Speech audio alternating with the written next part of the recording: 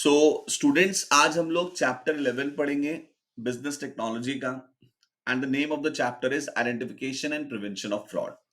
देखिए, ये चैप्टर में हमें बेसिकली ये समझना है कि फ्रॉड होता क्या है, फ्रॉड को कैसे प्रिवेंट किया जा सकता है, कितने टाइप्स के फ्रॉड होते हैं, अगर ऑर्गेनाइजेशन में फ्रॉड होता है तो इसके क्या इम्प्लीकेशंस होंगे, और हम एक बहुत इंपॉर्टेंट ऑफेंस के बारे में डिस्कस करेंगे and that is money laundering. कि भाई मनी लॉन्ड्रिंग क्या है, उसकी कितनी स्टेजेस होती हैं, और मनी लॉन्ड्रिंग अगर आपके सामने हो रही है, आप खुद इन्वॉल्व है, तब तो ऑब्वियसली आप क्राइम कमिट कर ही रहे हैं। बट अगर आपके सामने मनी लॉन्ड्रिंग हो रही है और आप उसके बारे में इंफॉर्मेशन नहीं दे रहे हैं अप्रोप्रिएट अथॉरिटीज को, तो ये भी अपने आप में क्या माना जाता है, फ्रॉड माना जाता है। ओके, तो अच्छा, ये फ्रॉड का जो मीनिंग है, फ्रॉड से रिलेटेड जो सारी बातें, ये हमें ना कॉर्पोरेट कॉन्टेक्स्ट के अंदर समझनी है। मतलब एक ऑर्गेनाइजेशन के अंदर फ्रॉड का क्या मीनिंग है, that we will be starting.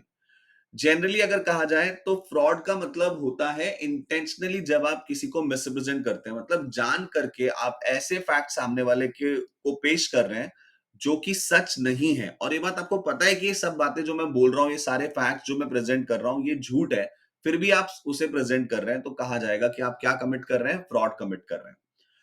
अगर आप रेकलेसली भी कोई बात किसी को बोल रहे हैं बिना इस बात को आइडेंटिफाई किए कि जो आपने बोला है वो सच है या झूठ है, तो भी ये कहा जाएगा कि आप क्या कमिट कर रहे हैं, फ्रॉड कमिट कर रहे हैं। तो ये तो जनरल मीनिंग है फ्रॉड का, इंटेंशनली मिसरिप्रेजेंट करना, रेकलेसली, बिना उस बात की सच्चाई का पता लगाए वो बात किसी को बोलना, तो ये भी अपने आप में क्या होता है, फ्रॉड होता है।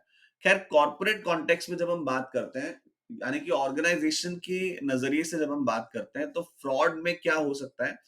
फ्रॉड में एक तो ये हो सकता है कि ऑर्गेनाइजेशन के एम्प्लॉयज या सीनियर मैनेजर्स ऑर्गेनाइजेशन के इंपॉर्टेंट एसेट्स को चोरी कर रहे हैं, ठीक है, फंड्स को रेड कर रहे हैं।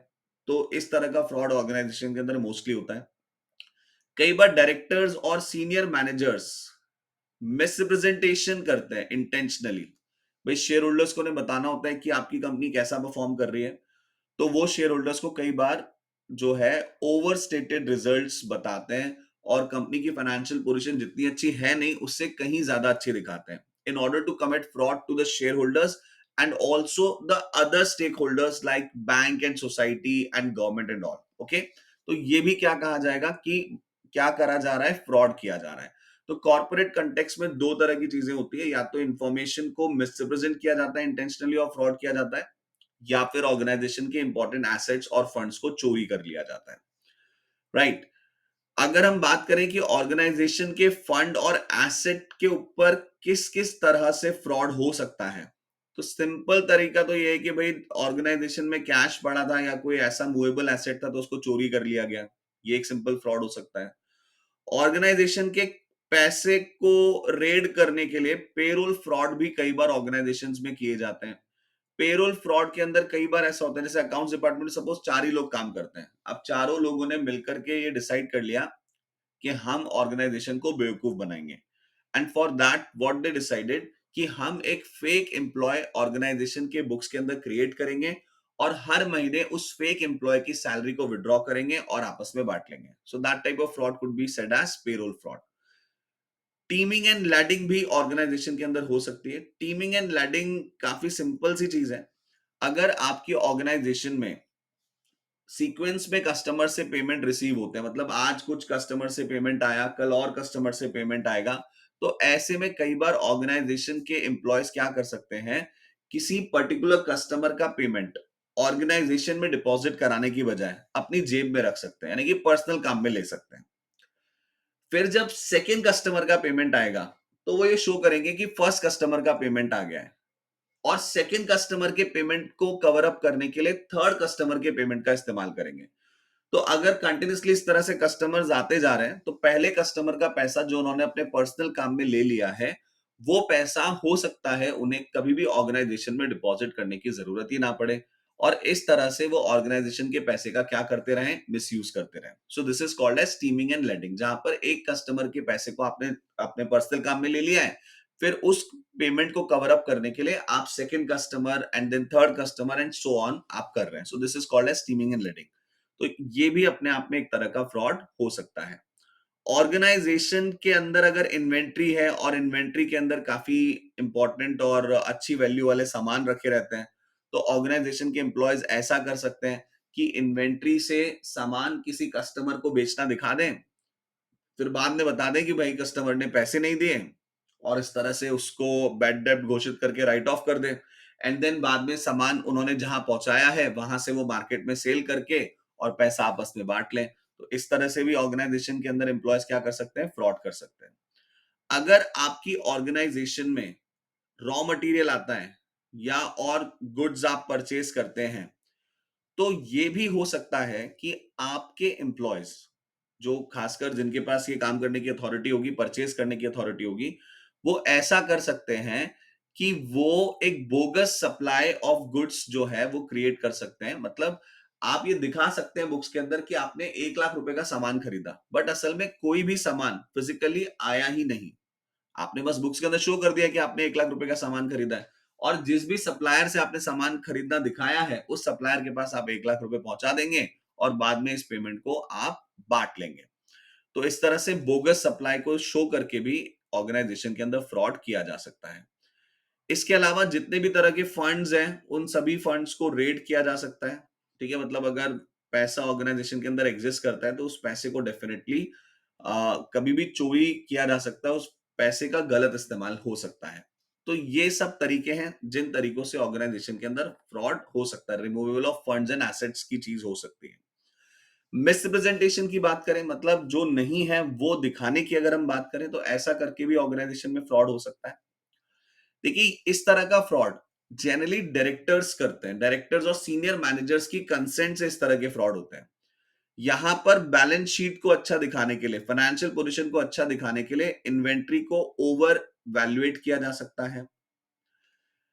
आप ये भी कर सकते हो कि जितने भी ट्रेड रिसीवेबल्स हैं, मतलब आपकी ऑर्गेनाइजेशन में जितना पैसा लोगों से आना है, उस पैसे को आप हमेशा बैलेंस शीट के अंदर शो कर रहे हो। भाई ट्रेड रिसीवेबल्स ऑब्वियस सी बात है कहां जाएंगे, एसेट साइड जाएंगे।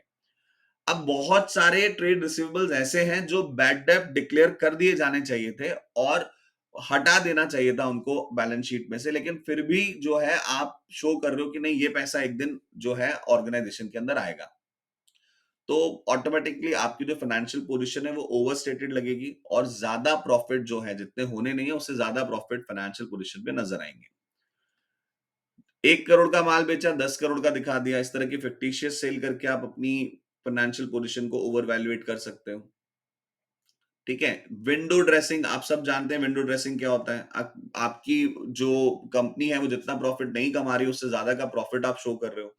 विंडो ड्रेसिंग में आप हर एक चीज का इस्तेमाल करते हो। ट्रेड रिसीवेबल्स जो बैड डेब्ट हो चुके हैं उनको आप शो नहीं कर रहे हो, फेक इनवॉइसेस आप क्रिएट करके दिखा रहे हो, क्रेडिट नोट्स आप क्रिएट करके दिखा रहे हो। तो ये सब तरीके होते हैं जिनसे आप विंडो ड्रेसिंग करते हो और अपने बुक्स को स्ट्रॉन्ग पोजीशन के अंदर शो करने की कोशिश करते हो। जितना मुनाफा कमाया नहीं है उतना मुनाफा दिखाने की कोशिश करते हो।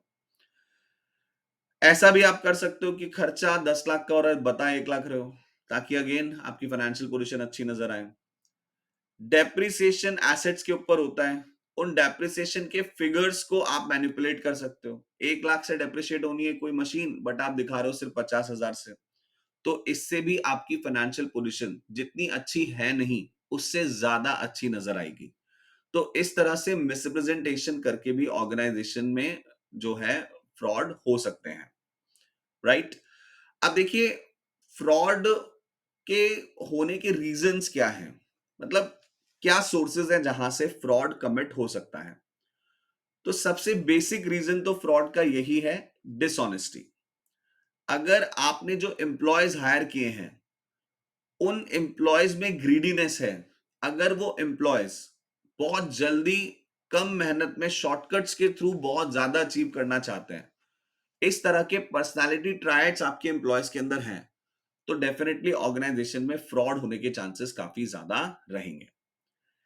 सेकेंडली, डिसऑनेस्टी आती है कल्चर से, वैल्यूज से। अगर आपकी कंपनी एक एमएनसी है और आप कोई एम्प्लॉय हायर करके लेके आए हो एक ऐसी कंट्री से जहां पर ब्राइब लेना, छोटा मोटा करप्शन करना, इसे क्राइम माना ही नहीं जाता है, मतलब इसके लिए लॉ के अंदर कोई पनिशमेंट ही नहीं है, तो ऐसे पर्सन को तो यही लगेगा कि ब्राइबरी या करप्शन ये जायज बात है, मतलब अगर ऐसा मैं कर भी देता हूँ तो मैं कोई गुनाह नहीं कर रहा हूँ, but in reality it is it ये अपने आप में एक काफी सीरियस ऑफेंस है, काफी सीरियस फ्रॉड है। तो आप जब अपने एम्प्लॉयज को सेलेक्ट कर रहे हैं तो किस नेशनैलिटी से आप लेके आ रहे हैं, उस नेशनैलिटी के कल्चर के अंदर जो है ऑनेस्टी कितनी वैल्यूज के अंदर इंटीग्रेटेड है, ये सब चीजों को आइडेंटिफाई करना जरूरी होता है। तो ये एक बड़ा रीजन हो सकता है फ्रॉड का, personality traits and cultural factors. इसके अलावा देखिए, फ्रॉड ना फ्रॉड हम कह सकते हैं, फ्रॉड करने का सोचना कुछ कुछ बातों से पुश होता है, और जिन बातों से फ्रॉड पुश होता है हम कह सकते हैं that they are the motivations for fraud. ये फ्रॉड करने के लिए क्या है, मोटिवेशंस है। अगर किसी पर्सन को पैसे की बहुत ज्यादा जरूरत है तो हो सकता है उसके मन में आ जाए कि मुझे क्या करना चाहिए, फ्रॉड करना चाहिए, ताकि मेरी जो पैसे की जरूरत है मैं उसको पूरा कर सकूं। अगर किसी एम्प्लॉय के पास अच्छी खासी पावर और अथॉरिटी है ऑर्गेनाइजेशन में, तो जब आपके पास ताकत आती है तो उस ताकत का गलत इस्तेमाल करने का भी आपका मन करता है। तो अगर किसी के पास एक्सेस अथॉरिटी है, उसकी अथॉरिटी सुपरवाइज नहीं हो रही है, और वो अथॉरिटी एक पावर में कंप्लीट कन्वर्ट हो गई है, वो अपनी मर्जी से कुछ भी कर सकता है, उसे किसी को जवाब नहीं देना है, तो ऐसे में इस बात के चांसेस हो जाएंगे कि वो एम्प्लॉय क्या कमिट करने लग जाए, फ्रॉड कमिट करने लग जाए।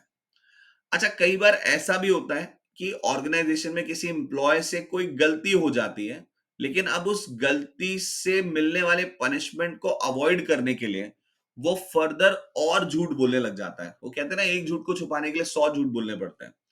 तो दैट कुड ऑल्सो हैपन। यहाँ भी अगर इस तरह की कोई स्थिति किसी एम्प्लॉय के साथ बन रही है कि उसने सपोज कोई पैसा पर्सनल यूज में ले लिया, अब उस पैसे को कवर अप करने के लिए वो फर्दर जो पेमेंट्स आ रही है उनका इस्तेमाल कर रहा है, तो ये एक कंटिन्यूस चेन बन जाएगी, और देखा जाए तो मल्टीपल ट्रांजेक्शन्स को वो गलत शो करेगा ऑर्गेनाइजेशन में, और ऑर्गेनाइजेशन के साथ क्या करेगा, फ्रॉड करेगा। तो हम कह सकते हैं कि फ्रॉड जब कमिट करता है कोई, तो उसके पीछे कुछ सर्टेन रीजंस होते हैं, कुछ सर्टेन फैक्टर्स होते हैं जो उसको मोटिवेट करते हैं। खैर, हमें इससे समझ में आ रहा है कि आप ऑर्गेनाइजेशन के अंदर अगर आप सपोज लेट्स से आप किसी कंपनी के डायरेक्टर हैं और आप चाहते हैं कि नहीं, आपके ऑर्गेनाइजेशन में कोई फ्रॉड ना हो, तो आप इस बात पे बहुत फोकस करिए कि आप डिसऑनेस्ट एम्प्लॉयज का सिलेक्शन ना करें। सेकेंडली, आप ये देखें, बैकग्राउंड चेक करें कि आपके जो एम्प्लॉयज हैं वो किस नेशनैलिटी से आ रहे हैं, किस कल्चर से आ रहे हैं, वहां पर झूठ बोलना, फ्रॉड, इसे कितना सीरियस ऑफेंस माना गया है, वहां का लॉ इन सब चीजों के बारे में क्या कहता है।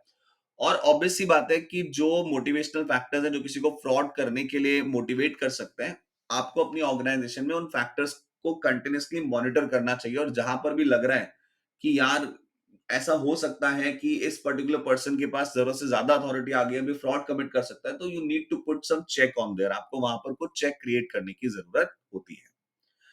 देखिए, इसके अलावा एक और इंपॉर्टेंट बात है, अगर अपॉर्चुनिटी बार बार किसी के सामने आएगी, भाई ठीक है, पैसे की जरूरत आपको है, आपके पास कुछ पावर भी है, कुछ अथॉरिटी भी है, लेकिन अगर अपॉर्चुनिटी नहीं है, दैट मींस अगर आपकी ऑर्गेनाइजेशन के इंटरनल कंट्रोल्स बहुत अच्छे हैं जो कि कंटिन्यूअसली आपके ऊपर नजर रखे हुए हैं, तो मोटिवेशन ऑफ फ्रॉड होने के बावजूद भी, एक्सरसाइज अथॉरिटी होने के बावजूद भी, आप हो सकता है फ्रॉड कमिट ना करें, क्योंकि ये सब चीजें तो थी, लेकिन अपॉर्चुनिटी टू कमिट फ्रॉड आपके सामने नहीं आ पा रहा है। वहीं अगर आपके ऑर्गेनाइजेशन के इंटरनल कंट्रोल्स में लूप होल है, ठीक है, और आपको साफ नजर आ रहा है भाई आपको पैसे की जरूरत है, आपके पास अथॉरिटी भी है जिसका इस्तेमाल करके आप फ्रॉड कमिट कर सकते हो। अब लास्ट चीज ये कि आपको नजर आ रहा है कि ऑर्गेनाइजेशन में लूप होल है, अगर मैं फ्रॉड कर दूंगा तो मेरी एक्टिविटी अनडिटेक्टेड रहेगी, या अगर डिटेक्ट हो भी गई तो मुझे कोई सीरियस पनिशमेंट नहीं मिलने वाला। तो अगर ये चीजें हो गई तो दैट मींस अब अपॉर्चुनिटी टू कमिट फ्रॉड भी क्रिएट हो गया है, and in that case definitely employ क्या कमिट कर सकता है, फ्रॉड कमिट कर सकता है। तो आपको इस बात पे भी ध्यान रखना है कि आपकी ऑर्गेनाइजेशन में कोई अपॉर्चुनिटी फ्रॉड करने की क्रिएट ना हो। Okay, so that is the point. देखिए, नेक्स्ट इंपॉर्टेंट चीज है, अ, अगर आपको ऑर्गेनाइजेशन में ये नजर आ रहा है कि आप बहुत एक्सेसिवली एम्प्लॉयज के ऊपर प्रेशर डाल करके रखे हैं, कंट्रोल सिस्टम आपका काफी वीक है, अगर आपको ऑर्गेनाइजेशन में नजर आ रहा है कि काफी अनयूजुअल ट्रांजैक्शंस हो रहे हैं, आपके एम्प्लॉयज ऑडिट एविडेंसेस देने में आनाकानी करते हैं, ठीक है, मतलब ऐसे मतलब खर्चे तो बता रहे हैं कि हम वहां टूर पर गए थे, वहां हमने जो है 2,000 रुपए का खाना खा लिया, लेकिन जब उनसे बिल मांग रहे हैं तो कह रहे हैं कि नहीं भाई, होटल वाले ने तो बिल दिया ही नहीं, अब कहाँ हमने जीएसटी बचाने के चक्कर में बिल नहीं लिया। इस तरह की चीजें एक से ज्यादा बार हो रही हैं। तो दैट मीन्स कि कहीं ना कहीं आपकी ऑर्गेनाइजेशन हाई फ्रॉड रिस्क पर है। अगर आपकी ऑर्गेनाइजेशन में लैक ऑफ इंटीग्रिटी है, लैक ऑफ इंटीग्रिटी का मतलब ये कि ऑर्गेनाइजेशन के किसी एक डिपार्टमेंट में जो हो रहा है उसकी इंफॉर्मेशन किसी भी तरह से दूसरे डिपार्टमेंट तक नहीं पहुंचती है या सीनियर मैनेजर्स तक नहीं पहुंचती है, एक ऑर्गेनाइजेशन में होने वाले गलत का इंपैक्ट दूसरी जगहों पर नहीं दिखता है, so that means there is lack of integrity. और अगर लैक ऑफ इंटीग्रिटी होगी तो भी ये कहा जा सकता है कि आपकी ऑर्गेनाइजेशन जो है वो हाई रिस्क पर है और आपकी ऑर्गेनाइजेशन के अंदर फ्रॉड हो सकता है। देखिए, इसके अलावा फ्रॉड किन कारणों से हो सकता है, इसे हम इंटरनल फैक्टर्स और एक्सटर्नल फैक्टर्स के अंदर डिवाइड कर सकते हैं। एक्सटर्नल फैक्टर्स का मतलब ये हो सकता है कि भाई आपकी ऑर्गेनाइजेशन जिस मार्केट प्लेस में काम करती है वहां धोखेबाजी बहुत आम बात है। मतलब आप एक ऐसी जगह दुकान लेकर के बैठे हैं जहां आस पड़ोस की दुकान के एम्प्लॉयज भी क्या कर रहे हैं, अपने ओनर के साथ, अपने एम्प्लॉयर के साथ, अपनी ऑर्गेनाइजेशन के साथ फ्रॉड कर रहे हैं। तो इस बात के बहुत चांसेस बन जाएंगे कि आपकी ऑर्गेनाइजेशन के एम्प्लॉयज भी आपके साथ क्या करेंगे, फ्रॉड करेंगे। ठीक है, तो इन चीजों का आपको ध्यान रखना है। नेक्स्ट देखिए, कई बार क्या होता है, जो कंपनी के डायरेक्टर्स होते हैं वो अपने कॉम्पिटिटर्स से आगे निकलने के लिए, ठीक है, इस रेस को जल्दी जीतने के लिए भी कई बार क्या करते हैं, अनफेयर मीन्स का इस्तेमाल करते हैं। तो इसकी वजह से भी हो सकता है, क्योंकि आपको कॉम्पिटिटर से आगे निकलना था, आपको अपने कॉम्पिटिटर से ज्यादा बेहतर पोजीशन सोसाइटी को दिखानी थी, शेयर होल्डर्स को दिखानी थी, तो इसके लिए भी आप क्या कमिट कर सकते हैं, फ्रॉड कमिट कर सकते हैं। तो ये सब फैक्टर्स क्या कहलाते हैं, बेसिकली एक्सटर्नल फैक्टर्स कहलाते हैं, जिनके कारण there is a risk of fraud. Internal factors भी हो सकते हैं जिसके कारण फ्रॉड होने का रिस्क बढ़ जाता है। अगर रिसेंटली आपकी ऑर्गेनाइजेशन के अंदर काम करने का तरीका बदला है तो आप मान करके चलें कि ऑर्गेनाइजेशन जो है वो फ्रॉड रिस्क पर है। अगर आपकी ऑर्गेनाइजेशन में रिसेंटली बहुत सारे नए लोगों को आपने हायर किया, भाई पुराने लोग तो आपके टेस्टेड थे, अब जो नए लोग आए उनके बारे में नहीं पता ना कि वो कितने ईमानदार है या नहीं है, सो दैट मीन्स आपकी ऑर्गेनाइजेशन में फ्रॉड होने के रिस्क बढ़ गए हैं। अगर आपकी ऑर्गेनाइजेशन में रिसेंटली नए इंफॉर्मेशन सिस्टम्स जो कि अभी पूरी तरह से टेस्टेड नहीं है, आप कितनी भी टेस्टिंग बैकग्राउंड में कर लो, लेकिन अल्टीमेटली लाइव जब काम होता है इंफॉर्मेशन सिस्टम्स के ऊपर तभी समझ में आता है कि ये कितने अच्छे हैं और इनके कंट्रोल सिस्टम कितना अच्छे से काम कर रहे हैं। तो अगर नए सिस्टम्स को लगाया गया है, ऑर्गेनाइजेशन में अपग्रेड किया गया है, तो फ्रॉड होने के रिस्क बढ़ जाते हैं। अगर आपकी ऑर्गेनाइजेशन ने रिसेंटली कुछ नई ब्रांचेस ओवरसीज स्टार्ट करी हैं, तो नई ब्रांचेस में इंटरनल कंट्रोल्स वगैरह सब कुछ वीक होगा इनिशियली, तो that means there is a risk of fraud. अगर आपकी ऑर्गेनाइजेशन कल तक 10 लाख कमाती थी, अब अचानक से 1 करोड़, 2 करोड़, 5 करोड़ कमाने लगी है, तो भी आप थोड़ा सा अलर्ट हो जाएं। ऑर्गेनाइजेशन के अंदर क्या हो सकता है, फ्रॉड हो सकता है। न्यू टेक्नोलॉजी, अगर ऑर्गेनाइजेशन के अंदर रिसेंटली आपने कोई नई टेक्नोलॉजी इंप्लीमेंट की है, तो नई टेक्नोलॉजी के लूप होल्स हो सकते हैं जिसके बारे में अभी आपको नहीं पता है, so there are risk of fraud. आपने रिसेंटली कुछ नए प्रोडक्ट्स लॉन्च किए हैं, आपने कॉर्पोरेट रिस्ट्रक्चरिंग की, रिपोर्टिंग लाइंस आपने बदली है, लोगों को नई पावर, नई अथॉरिटी आपने अभी भी कुछ समय पहले ही अवार्ड की है, सो दैट मीन्स आपकी ऑर्गेनाइजेशन के अंदर फ्रॉड होने के चांसेस बढ़ जाते हैं। अगर आपकी ऑर्गेनाइजेशन कैश सेल करती है, मतलब अगर कैश में काम हो रहा है, भैया एक तो है ना कि आपका क्लाइंट पैसे सीधा अकाउंट में ही देगा, इस बात के कोई चांसेस ही नहीं है कि पैसा कैश आएगा, तो ऑटोमेटिकली फ्रॉड होने के चांसेस रिड्यूस हो जाएंगे। बट वहीं अगर सारा काम कैश में ही होता है तो ऐसे में फ्रॉड होने के चांसेस इंक्रीज हो सकते हैं। कुल मिलाकर के बात यह है कि अगर एक्सटर्नल फैक्टर्स या इंटरनल फैक्टर्स में से आपको लग रहा है कि बहुत सारी चीजें आपकी ऑर्गेनाइजेशन के अंदर हो रही हैं, ठीक है, तो आपको क्या करना है, आपको अलर्ट हो जाना है और आपको अपने फ्रॉड प्रिवेंशन का जो सिस्टम है उसको स्ट्रॉन्ग करना है। So that is the point. Okay. देखिए नेक्स्ट इंपॉर्टेंट बात आती है कि फ्रॉड के इम्प्लीकेशंस क्या होंगे। अगर ऑर्गेनाइजेशन में फ्रॉड होता है तो इसका क्या कॉन्सिक्वेंस ऑर्गेनाइजेशन पर होने वाला है। देखो जाहिर सी बात है, अगर ऑर्गेनाइजेशन के इंपॉर्टेंट एसेट्स या ऑर्गेनाइजेशन के फंड्स को चोरी कर लिया जाए तो सबसे पहले तो इमीडिएट फाइनेंशियल इंप्लीकेशन आ जाएगा। भाई आपको बुक्स में तो दिख रहा था कि आपके पास 10 करोड़ का कैश पड़ा है, लेकिन जिस दिन तिजोरी खोली उस दिन पता चला कि कैश सिर्फ 1 करोड़ का रह गया है। तो इमीडिएट फाइनेंशियल इंपैक्ट आप फेस करेंगे। आप कुछ स्ट्रैटेजी कुछ सोच के बैठे होंगे पहले से, उसको आप ऑब्वियसली क्या नहीं कर पाएंगे, पूरा नहीं कर पाएंगे। आपने कुछ प्रोजेक्ट्स ले लिए थे कि आप ये मान करके चल रहे थे कि आपके पास 10 करोड़ का अमाउंट अवेलेबल है, उसी को वर्किंग कैपिटल की तरह आप यूज करना चाहते थे और आपने कुछ प्रोजेक्ट्स ले लिए थे। लेकिन अब पता चल रहा है कि आपके एम्प्लॉयज जो हैं वो 9 करोड़ रुपए जो हैं वो चुरा चुके हैं। तो इमीडिएट फाइनेंशियल इंपैक्ट आपको यहाँ पर फेस करना पड़ेगा। अब जब इमीडिएट फाइनेंशियल इंपैक्ट आएगा तो लॉन्ग टर्म इफेक्ट भी कंपनी के ऊपर आएंगे ही सही। और हो सकता है अगर बहुत बड़ा कोई फ्रॉड हो गया होगा कैश वगैरह का तो there might be a possibility कि आपकी ऑर्गेनाइजेशन क्लैप कोलैप्स ही कर जाए। Right, so that may could happen.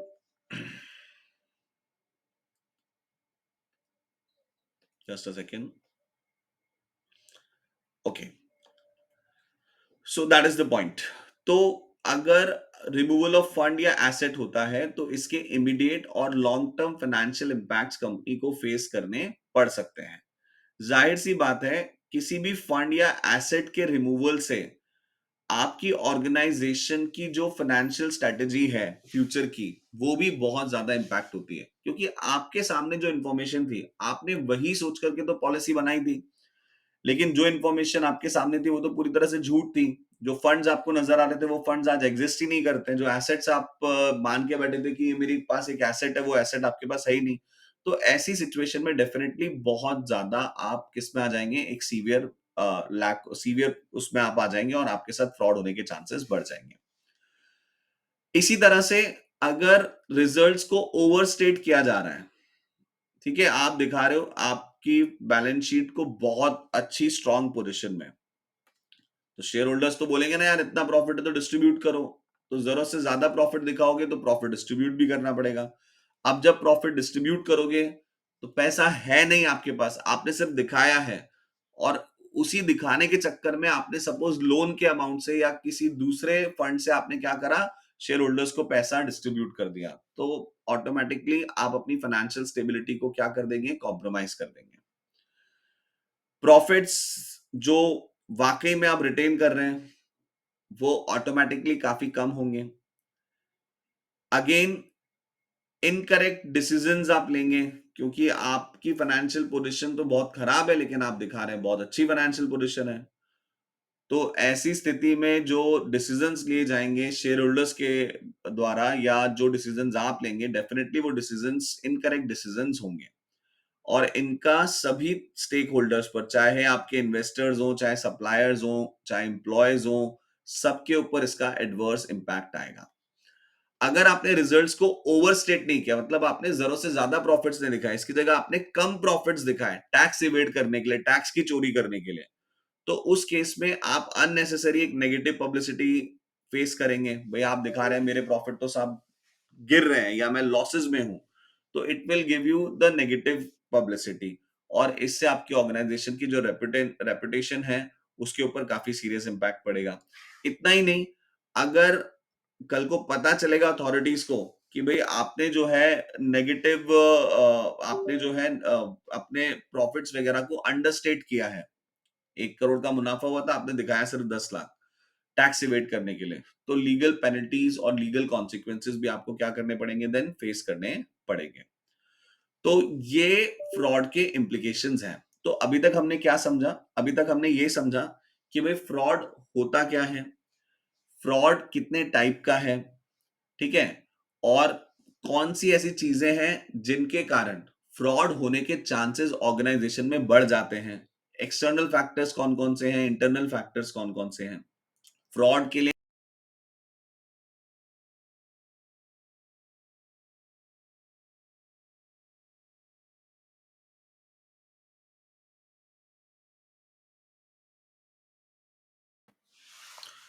अब देखिए नेक्स्ट इंपॉर्टेंट बात ये आती है कि फ्रॉड को प्रिवेंट करना है आपको, और सिर्फ प्रिवेंट ही नहीं करना है, फ्रॉड को डिटेक्ट करने के लिए भी आपके पास कुछ पॉलिसी, कुछ स्ट्रैटेजी, कुछ मैकेनिज्म होना चाहिए। सबसे पहली कोशिश तो ऑर्गेनाइजेशन के अंदर आपको ये करनी चाहिए कि भाई फ्रॉड हो ही ना। अब फ्रॉड को प्रिवेंट करने के लिए आप क्या-क्या कोशिशें कर सकते हैं, किस तरह की पॉलिसी आप रख सकते हैं। सबसे पहली चीज, एम्फेसिस एथिक्स। आप अपनी ऑर्गेनाइजेशन के अंदर बार-बार सेशंस करिए, बार-बार अपने एम्प्लॉयज को बुलाइए, उनका सेमिनार करिए, उनको ये समझाइए कि ऑनेस्टी जो है वो कितनी इंपॉर्टेंट होती है, और अगर आप ऑर्गेनाइजेशन के अंदर किसी भी तरह का फ्रॉड करेंगे तो इसके लॉन्ग टर्म इम्पैक्ट जो है वो ऑर्गेनाइजेशन ही फेस करेगी। और अगर ऑर्गेनाइजेशन कल को कोलैप्स होती है, ऑर्गेनाइजेशन को किसी भी तरह का कॉन्सिक्वेंस फेस करना पड़ सकता है, तो इसका असर आपके ऊपर भी पड़ेगा। दैट मीन्स कि आप ऑर्गेनाइजेशन के एम्प्लॉयज के ना एथिक्स को बिल्ड करिए, उनको समझाइए कि ऑनेस्टी क्यों बहुत ज्यादा किसी बिजनेस के लिए जरूरी होती है। Secondly, personal controls. That means कि ऑर्गेनाइजेशन के अंदर जब भी आप हायरिंग का प्रोसेस करें, तो ऑनेस्टी, बैकग्राउंड चेक, इन सब चीजों को आप अपनी प्राइमरी रिक्वायरमेंट बनाएं। ठीक है ना, मतलब आप हायर करते समय ये ना देखें कि भाई कोई पर्सन कितना टैलेंटेड है, सिर्फ इसी बेसिस पर आप उसे हायर कर रहे हैं। आपके इंटरव्यू के अंदर कुछ ऐसे चेक पॉइंट्स होने चाहिए, कुछ ऐसे प्रोसीजर्स होने चाहिए जिससे आप ये भी आइडेंटिफाई कर सके कि सामने वाला कितना ऑनेस्ट है, और सामने वाला किस तरह से जो है कुछ सर्टेन सिचुएशंस को डील करेगा। मतलब अगर उसे कोई अपॉर्चुनिटी मिलेगी फ्रॉड करने की, तो वो करेगा कि नहीं करेगा, इसे जांचने के लिए भी आपके पास कुछ तरीका इंटरव्यू के अंदर होना चाहिए। साथ साथ जब आप किसी को हायर करें तो बैकग्राउंड चेक करें। बैकग्राउंड चेक करने से थोड़ा सा आपको ये समझ में आ जाएगा कि भाई ये किस कल्चर से आ रहा है। ठीक है, पुरानी ऑर्गेनाइजेशंस के अंदर इसका क्या रिकॉर्ड रहा है, इन सब चीजों को आप वेरीफाई करने की कोशिश करें। इससे भी फ्रॉड होने के चांसेस जो है आपकी ऑर्गेनाइजेशन में कम हो जाते हैं। And lastly, training and raising awareness. ये कुछ कुछ एम्फेसिस ऑन एथिक्स के जैसा ही है कि भाई आपको क्या करना है, आपको ऑर्गेनाइजेशन के अंदर कंटिन्यूसली एक proper fraud awareness education campaign चलाना है, जिससे आपके ऑर्गेनाइजेशन के सारे एम्प्लॉयज ये समझ सके कि भाई फ्रॉड नहीं करना है। अच्छा, इतना ही नहीं, आपको इस तरह की अवेयरनेस भी अपने एम्प्लॉयज को देनी है, ताकि वो ये भी देख सकें कि कहीं उनके कलीग्स या उनके जूनियर्स तो फ्रॉड नहीं कर रहे हैं।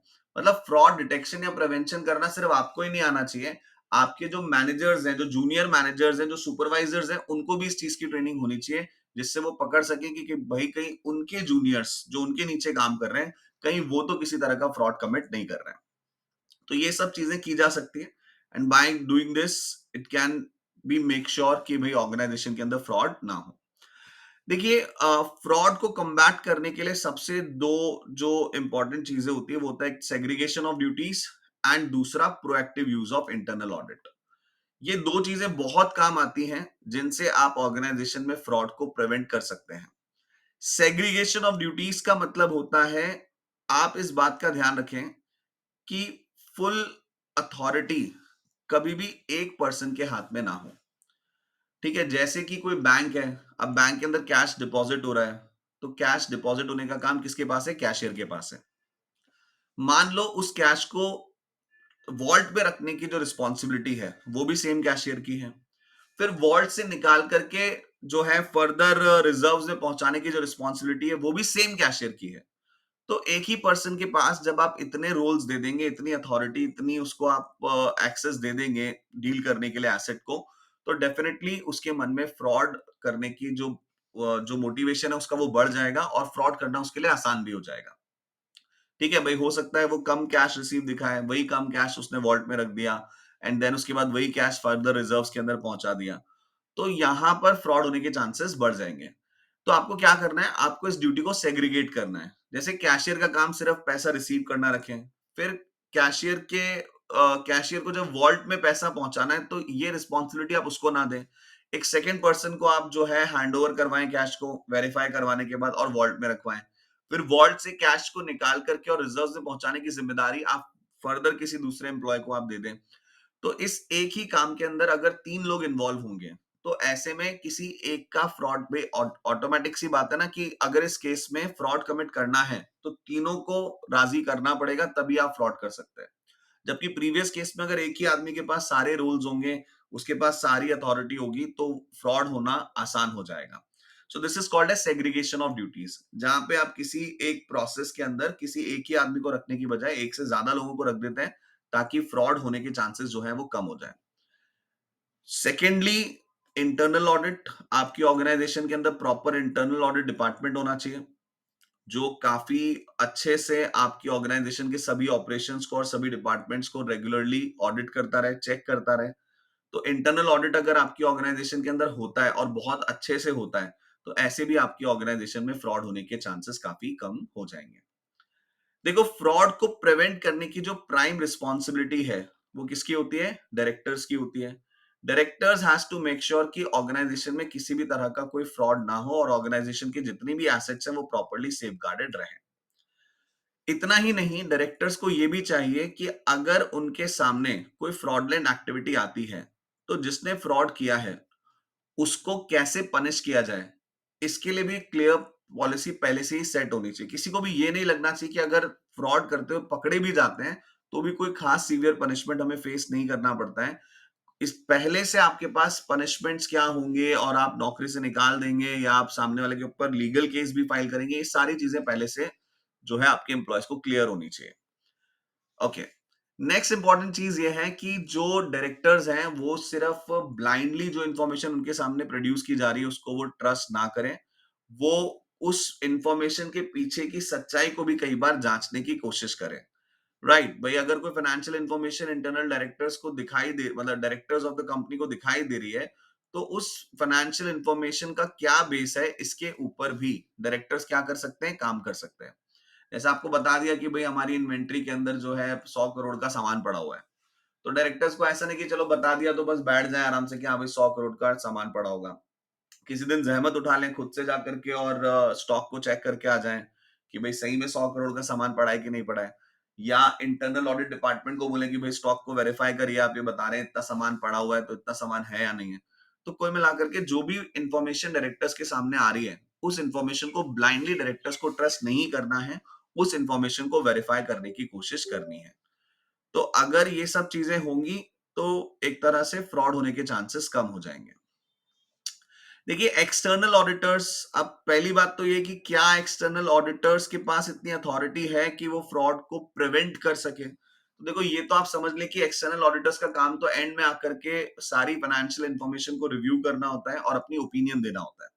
तो एक्सटर्नल ऑडिटर्स के पास इतनी अथॉरिटी तो होती ही नहीं है कि वो फ्रॉड को प्रिवेंट कर सके। हाँ, लेकिन स्टिल जो एक्सटर्नल ऑडिटर्स हैं, जब वो ऑडिट करते हैं कंपनी की फाइनेंशियल सिचुएशन को, तो जो भी कुछ लैक ऑफ कंफॉर्मिटी उनके सामने आती है, जो भी कुछ चीजें उनके सामने आती है, ये चाहिए उन्हें कि उन सभी डेफिशिएंसीज को वो अपनी रिपोर्ट के अंदर मेंशन करें और मैनेजमेंट को उसके बारे में बताएं।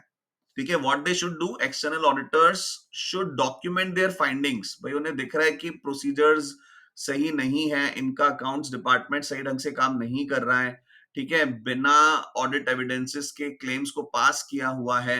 अगर ये सब कमियां नजर आ रही हैं एक्सटर्नल ऑडिटर को, तो अपनी रिपोर्ट में उन्हें इन फाइंडिंग्स को क्या करना है? डॉक्यूमेंट करना है और मैनेजमेंट को इसके बारे में रिपोर्ट भी करना है। ठीक है, अगर, चलो ये तो बात हो गई ऑर्गेनाइजेशन के इंटरेस्ट की, लेकिन अगर आपको बीइंग एन एक्सटर्नल ऑडिटर अगर आपको दिख रहा है कि ऑर्गेनाइजेशन के अंदर मनी लॉन्ड्रिंग हो रही है, ठीक है, और आपको इस बात का शक है कि डायरेक्टर्स भी उस मनी लॉन्ड्रिंग के अंदर इन्वॉल्व हैं, तो पब्लिक इंटरेस्ट में अप्रोप्रिएट अथॉरिटी को भी इन्फॉर्म करना एक्सटर्नल ऑडिटर्स की जिम्मेदारी बनती है कि फिर आप उस मनी लॉन्ड्रिंग के बारे में सरकार को इन्फॉर्म करें। ठीक है, so that you can do. हाँ, आप ये कोशिश जरूर कर सकते हैं कि अगर आपको लग रहा है कि यार डायरेक्टली अथॉरिटी को अप्रोप्रिएट करने की बजाय डायरेक्टर से ही रिपोर्ट बनवाते हैं इस पूरे मैटर के ऊपर और सबमिट करते हैं इस रिपोर्ट को, तो आप कोशिश कर सकते हैं। बट अगर डायरेक्टर्स आनाकानी कर रहे हैं कि नहीं, हम इस मैटर को रिपोर्ट में नहीं कहीं मेंशन करना चाहते हैं, तो आपके पास ये पूरी अथॉरिटी और आपकी ये ड्यूटी भी बनती है एज एन एक्सटर्नल ऑडिटर कि आप मनी लॉन्ड्रिंग के बारे में उस केस में फिर किसको बताएं? अप्रोप्रिएट अथॉरिटी को बताएं। इतना ही नहीं, अगर आपको टैक्स इवेजन दिख रहा है ऑर्गेनाइजेशन में, आप एक्सटर्नल ऑडिट करने के लिए गए और आपको नजर आया कि इस ऑर्गेनाइजेशन ने बहुत ज्यादा टैक्स की चोरी कर रखी है, तो इसके बारे में भी आप क्या कर सकते हैं? आप अथॉरिटीज को रिपोर्ट कर सकते हैं। ओके, तो कहने का मतलब यह है कि ऑर्गेनाइजेशन में फ्रॉड को प्रिवेंट करने की और डिटेक्ट करने की प्राइम रिस्पॉन्सिबिलिटी ऑर्गेनाइजेशन के डायरेक्टर्स के ऊपर है। डायरेक्टर्स डेफिनेटली इसके लिए इंटरनल ऑडिट कमेटी को सेटअप कर सकते हैं। बहुत सी पावर्स चेकिंग करने की वो डेलीगेट कर सकते हैं, बट प्राइमरीली हमसे अगर कोई पूछे भाई कौन रिस्पॉन्सिबल है फ्रॉड को प्रिवेंट और डिटेक्ट करने के लिए, तो डायरेक्टर्स की रिस्पॉन्सिबिलिटी बनती है। और फ्रॉड को प्रिवेंट और डिटेक्ट करने के लिए जो दो बहुत अच्छी चीजें हैं वो है इंटरनल ऑडिट। इसकी मदद से आप जो है फ्रॉड को हमेशा प्रिवेंट भी कर सकते हैं एंड इवन डिटेक्ट भी कर सकते हैं। At the same time you should go for segregation of duties concept. अगर कोई भी सर्टेन प्रोसेस है जिसके अंदर 2-3 स्टेप्स इन्वॉल्व हैं, तो हर एक स्टेप पर आप एक और नए एम्प्लॉय को असाइन करिए वो काम।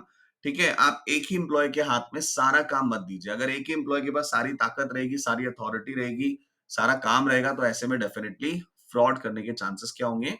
बढ़ जाएंगे। ओके, अब बात करते हैं मनी लॉन्ड्रिंग के बारे में। देखिए, मनी लॉन्ड्रिंग इस समय एक ग्लोबल इश्यू है और हर देश मनी लॉन्ड्रिंग को कहीं ना कहीं फेस कर रहे हैं। मनी लॉन्ड्रिंग में बेसिकली होता यह है कि आप क्या करते हो, आप ब्लैक मनी को व्हाइट में कन्वर्ट करते हो। लॉन्ड्री बिजनेस पता है ना में क्या होता है? लॉन्ड्री बिजनेस होता है कपड़े धोने का काम। यहां पे लॉन्ड्रिंग किसकी हो रही है? मनी की हो रही है। यानी कि जो पैसा गैर कानूनी है, जो पैसा लेजिटिमेट नहीं है, ब्लैक मनी है, आप उस पैसे को व्हाइट मनी के अंदर कन्वर्ट करके वापस से इकोनॉमी में इंटीग्रेट कर रहे हो। So this is called as money laundering. तो ऐसा करना क्या कहलाता है? मनी लॉन्ड्रिंग कहलाता है। मनी लॉन्ड्रिंग जो है ये अपने आप में एक ऑफेंस है और इसके लिए इम्प्रिजनमेंट और हैवी पनिशमेंट आपको फेस करना पड़ सकता है। मनी लॉन्ड्रिंग का एक सिंपल सा एग्जांपल लेते हैं। मान लो कोई डॉन है, ठीक है, और वो लोगों को किडनैप करता है और किडनैप करके बदले में पैसे लेता है। सपोज उसके पास साल का 10 करोड़ रुपए इकट्ठा हो गया इस किडनैपिंग के बिजनेस से। बट प्रॉब्लम ये है कि ये 10 करोड़ रुपए उसके पास कैश की फॉर्म में है और ये 10 करोड़ रुपए वो इस्तेमाल नहीं कर सकता, क्योंकि कहीं ना कहीं जब आप कैश लेकर के मार्केट में जाते हो तो आपके पकड़े जाने के चांसेस काफी बढ़ जाते हैं।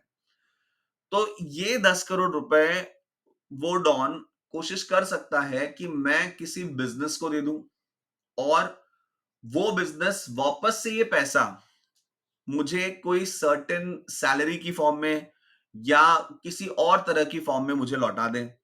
तो इस तरह से जो ब्लैक मनी है वो किस में कन्वर्ट हो जाएगा? व्हाइट मनी में कन्वर्ट हो जाएगा। तो सपोज उसने डिसाइड किया कि ये 10 करोड़ रुपए वो एक बड़ी कंपनी को दे देगा और बड़ी कंपनी अपने बुक्स के अंदर उस डॉन का या उस डॉन के कुछ रिलेटिव्स का नाम एज एन एम्प्लॉय एंटर करेगी और एज एन एम्प्लॉय एंटर करने के बाद ये जो 10 करोड़ रुपए है ये उस रिलेटिव्स के अकाउंट में एज अ सैलरी ट्रांसफर कर दिया जाएगा। तो जैसे ही ये पैसा अकाउंट में रिसीव होगा, ये ब्लैक मनी किस में कन्वर्ट हो गया? व्हाइट मनी में कन्वर्ट हो गया है और अब इस पैसे का इस्तेमाल बहुत आराम से बिना किसी डर के किया जा सकता है। तो ये एक एग्जांपल हो गया मनी लॉन्ड्रिंग का। और भी एग्जांपल हो सकते हैं, जैसे इंडिया के अंदर अगर हम बात करें तो गवर्नमेंट ऑफिशियल्स के लिए ब्राइब लेना बहुत कॉमन है, बट ब्राइब जनरली वो कैश में लेते हैं। अब कैश उन्होंने इकट्ठा कर लिया अपने पास, ब्राइब ले लेकर के 5 करोड़ रुपए इकट्ठे हो गए। अब ये 5 करोड़ रुपए डेफिनेटली जो है वो मार्केट में जाएंगे और डायरेक्टली खर्च करेंगे तो प्रॉब्लम है। तो इसके लिए भी वो मनी लॉन्ड्रिंग का इस्तेमाल कर सकते हैं। ये 5 करोड़ रुपए सपोज उन्होंने किसी बिल्डर को दे दिए कि आप इस 5 करोड़ को अपने बिजनेस में लगा लो एंड देन ये 5 करोड़ रुपए आप हमें आ, किसी दूसरी तरह से आप हमें क्या कर दें? ये पैसा रिटर्न कर दें। अब 5 करोड़ रुपए बिल्डर ने लिए, बिल्डर के पास ऐसी बहुत सारी जगहें होती है जहां पर वो आसानी से इस 5 करोड़ रुपए को क्या कर सकता है? प्लेस कर सकता है। ठीक है, क्योंकि उसको अपने मजदूरों को डेली बेसिस पर पैसा देना होता है, जो पैसा कैश में दिया जाता है। ठीक है, कई तरह की जगहों पर उसे पैसे खर्च करने होते हैं जहां पर उसको ज्यादा चेक नहीं किया जाएगा कि भाई ये पैसा आपने कैश में क्यों खर्च किया, क्योंकि वो खर्चे किस में होने? कैश में होने। और उसके प्रोसेस के अंदर बहुत सारी ऐसी एक्टिविटीज होती हैं जहां पर वो फेक एक्टिविटीज भी दिखा सकता है। राइट, तो बिल्डर ने क्या किया? गवर्नमेंट ऑफिशियल से 5 करोड़ रुपए लिए, अपने बिजनेस के अंदर उस पैसे को लगा दिया and then again government official के फ्रेंड्स या रिलेटिव्स को अपने बुक्स के अंदर एज एन एम्प्लॉय शो किया, as an interior designer show किया और ये 5 करोड़ रुपए उनके रेम्युनरेशन की तरह उनको ट्रांसफर करके दे दिए। हो सकता है इसके बदले में थोड़ा सा कट वो रखें या किसी और तरह का फेवर जो है वो गवर्नमेंट ऑफिशियल से वो ले। तो यहां पर भी हम क्या देख रहे हैं? ब्लैक मनी को किस में कन्वर्ट कर दिया गया? व्हाइट मनी में कन्वर्ट कर दिया गया। तो this is also the process of money laundering. ये भी अपने आप में क्या है? मनी लॉन्ड्रिंग का प्रोसेस है। तो ब्लैक मनी को, इलीगल मनी को लीगलाइज करने का प्रोसेस ब्लैक मनी कहलाता है। इसमें 3 स्टेजेस होती है। पहली स्टेज में क्राइम से जो प्रोसीडिंग्स आई हैं, जो इलीगल मनी है, उसे फाइनेंशियल सिस्टम के अंदर प्लेस किया जाता है।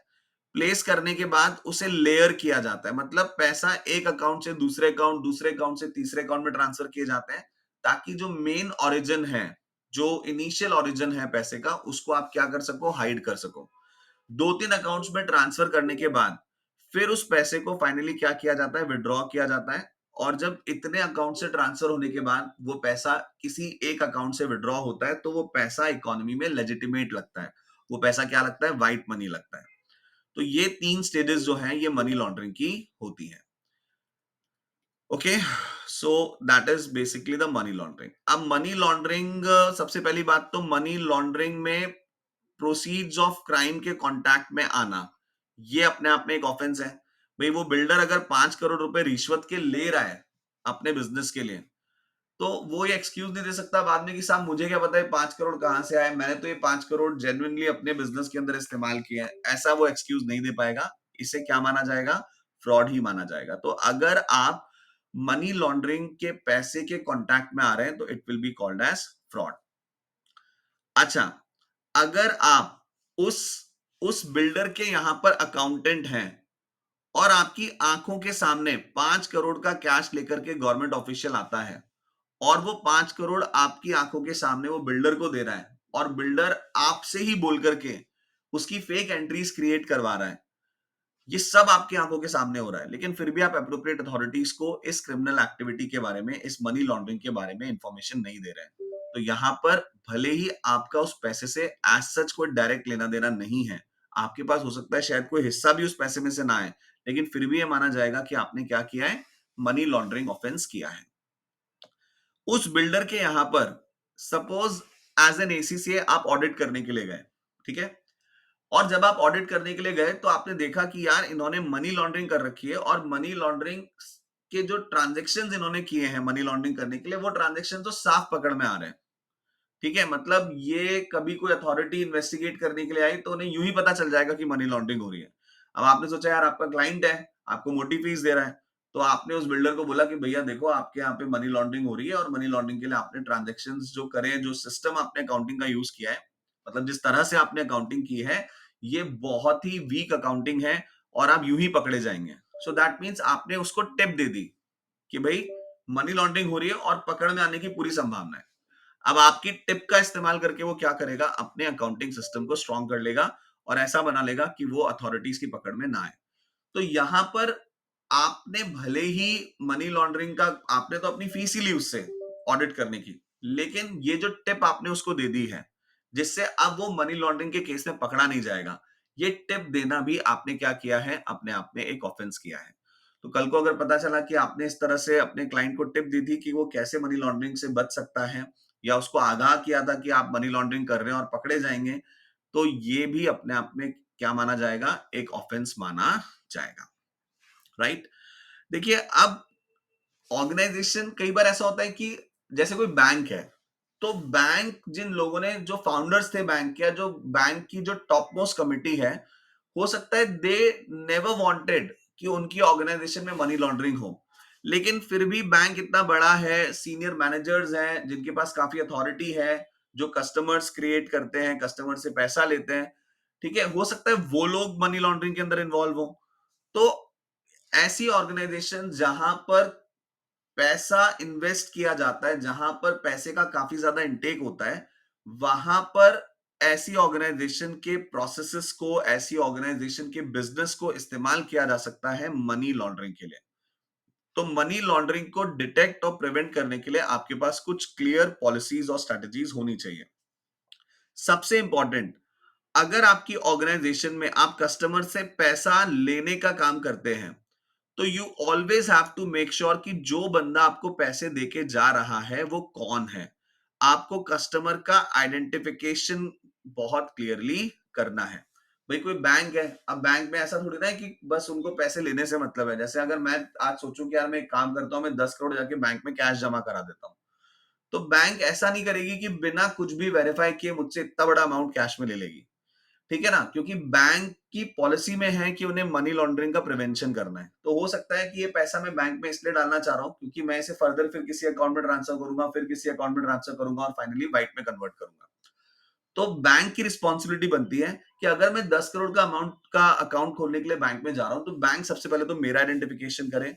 फिर उसके बाद बैंक क्या करे, कस्टमर ड्यू डिलिजेंस करे।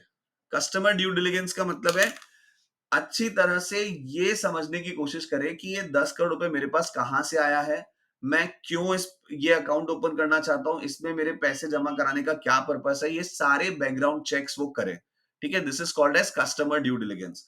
अगर वो हर एक इंफॉर्मेशन जो मैं उन्हें प्रोवाइड कर रहा हूँ कि साहब ये मैंने कोई प्रॉपर्टी बेची थी, वहां से मेरे पास ये पैसा आया है, या कुछ भी मैं उनको रीजन बता रहा हूं जो उनको जस्टिफाइबल लग रहा है, अगर सब कुछ उनको जस्टिफाइबल लग रहा है, देन ही उसके बाद उन्हें क्या करना चाहिए, अपने पास इस पैसे का इंटेक करना चाहिए।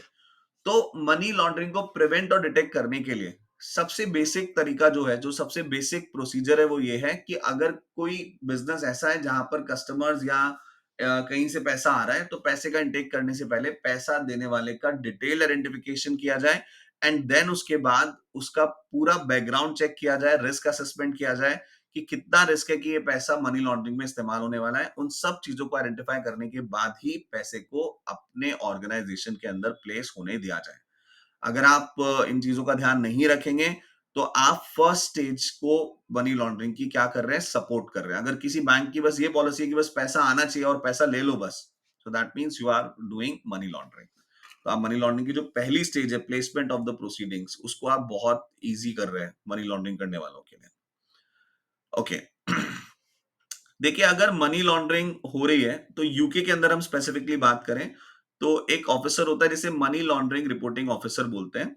अगर किसी भी तरह की कोई एक्टिविटी आपकी ऑर्गेनाइजेशन में मनी लॉन्ड्रिंग से रिलेटेड हो रही है, तो आप इस सर्टेन ऑफिसर को क्या कर सकते हैं, रिपोर्ट कर सकते हैं।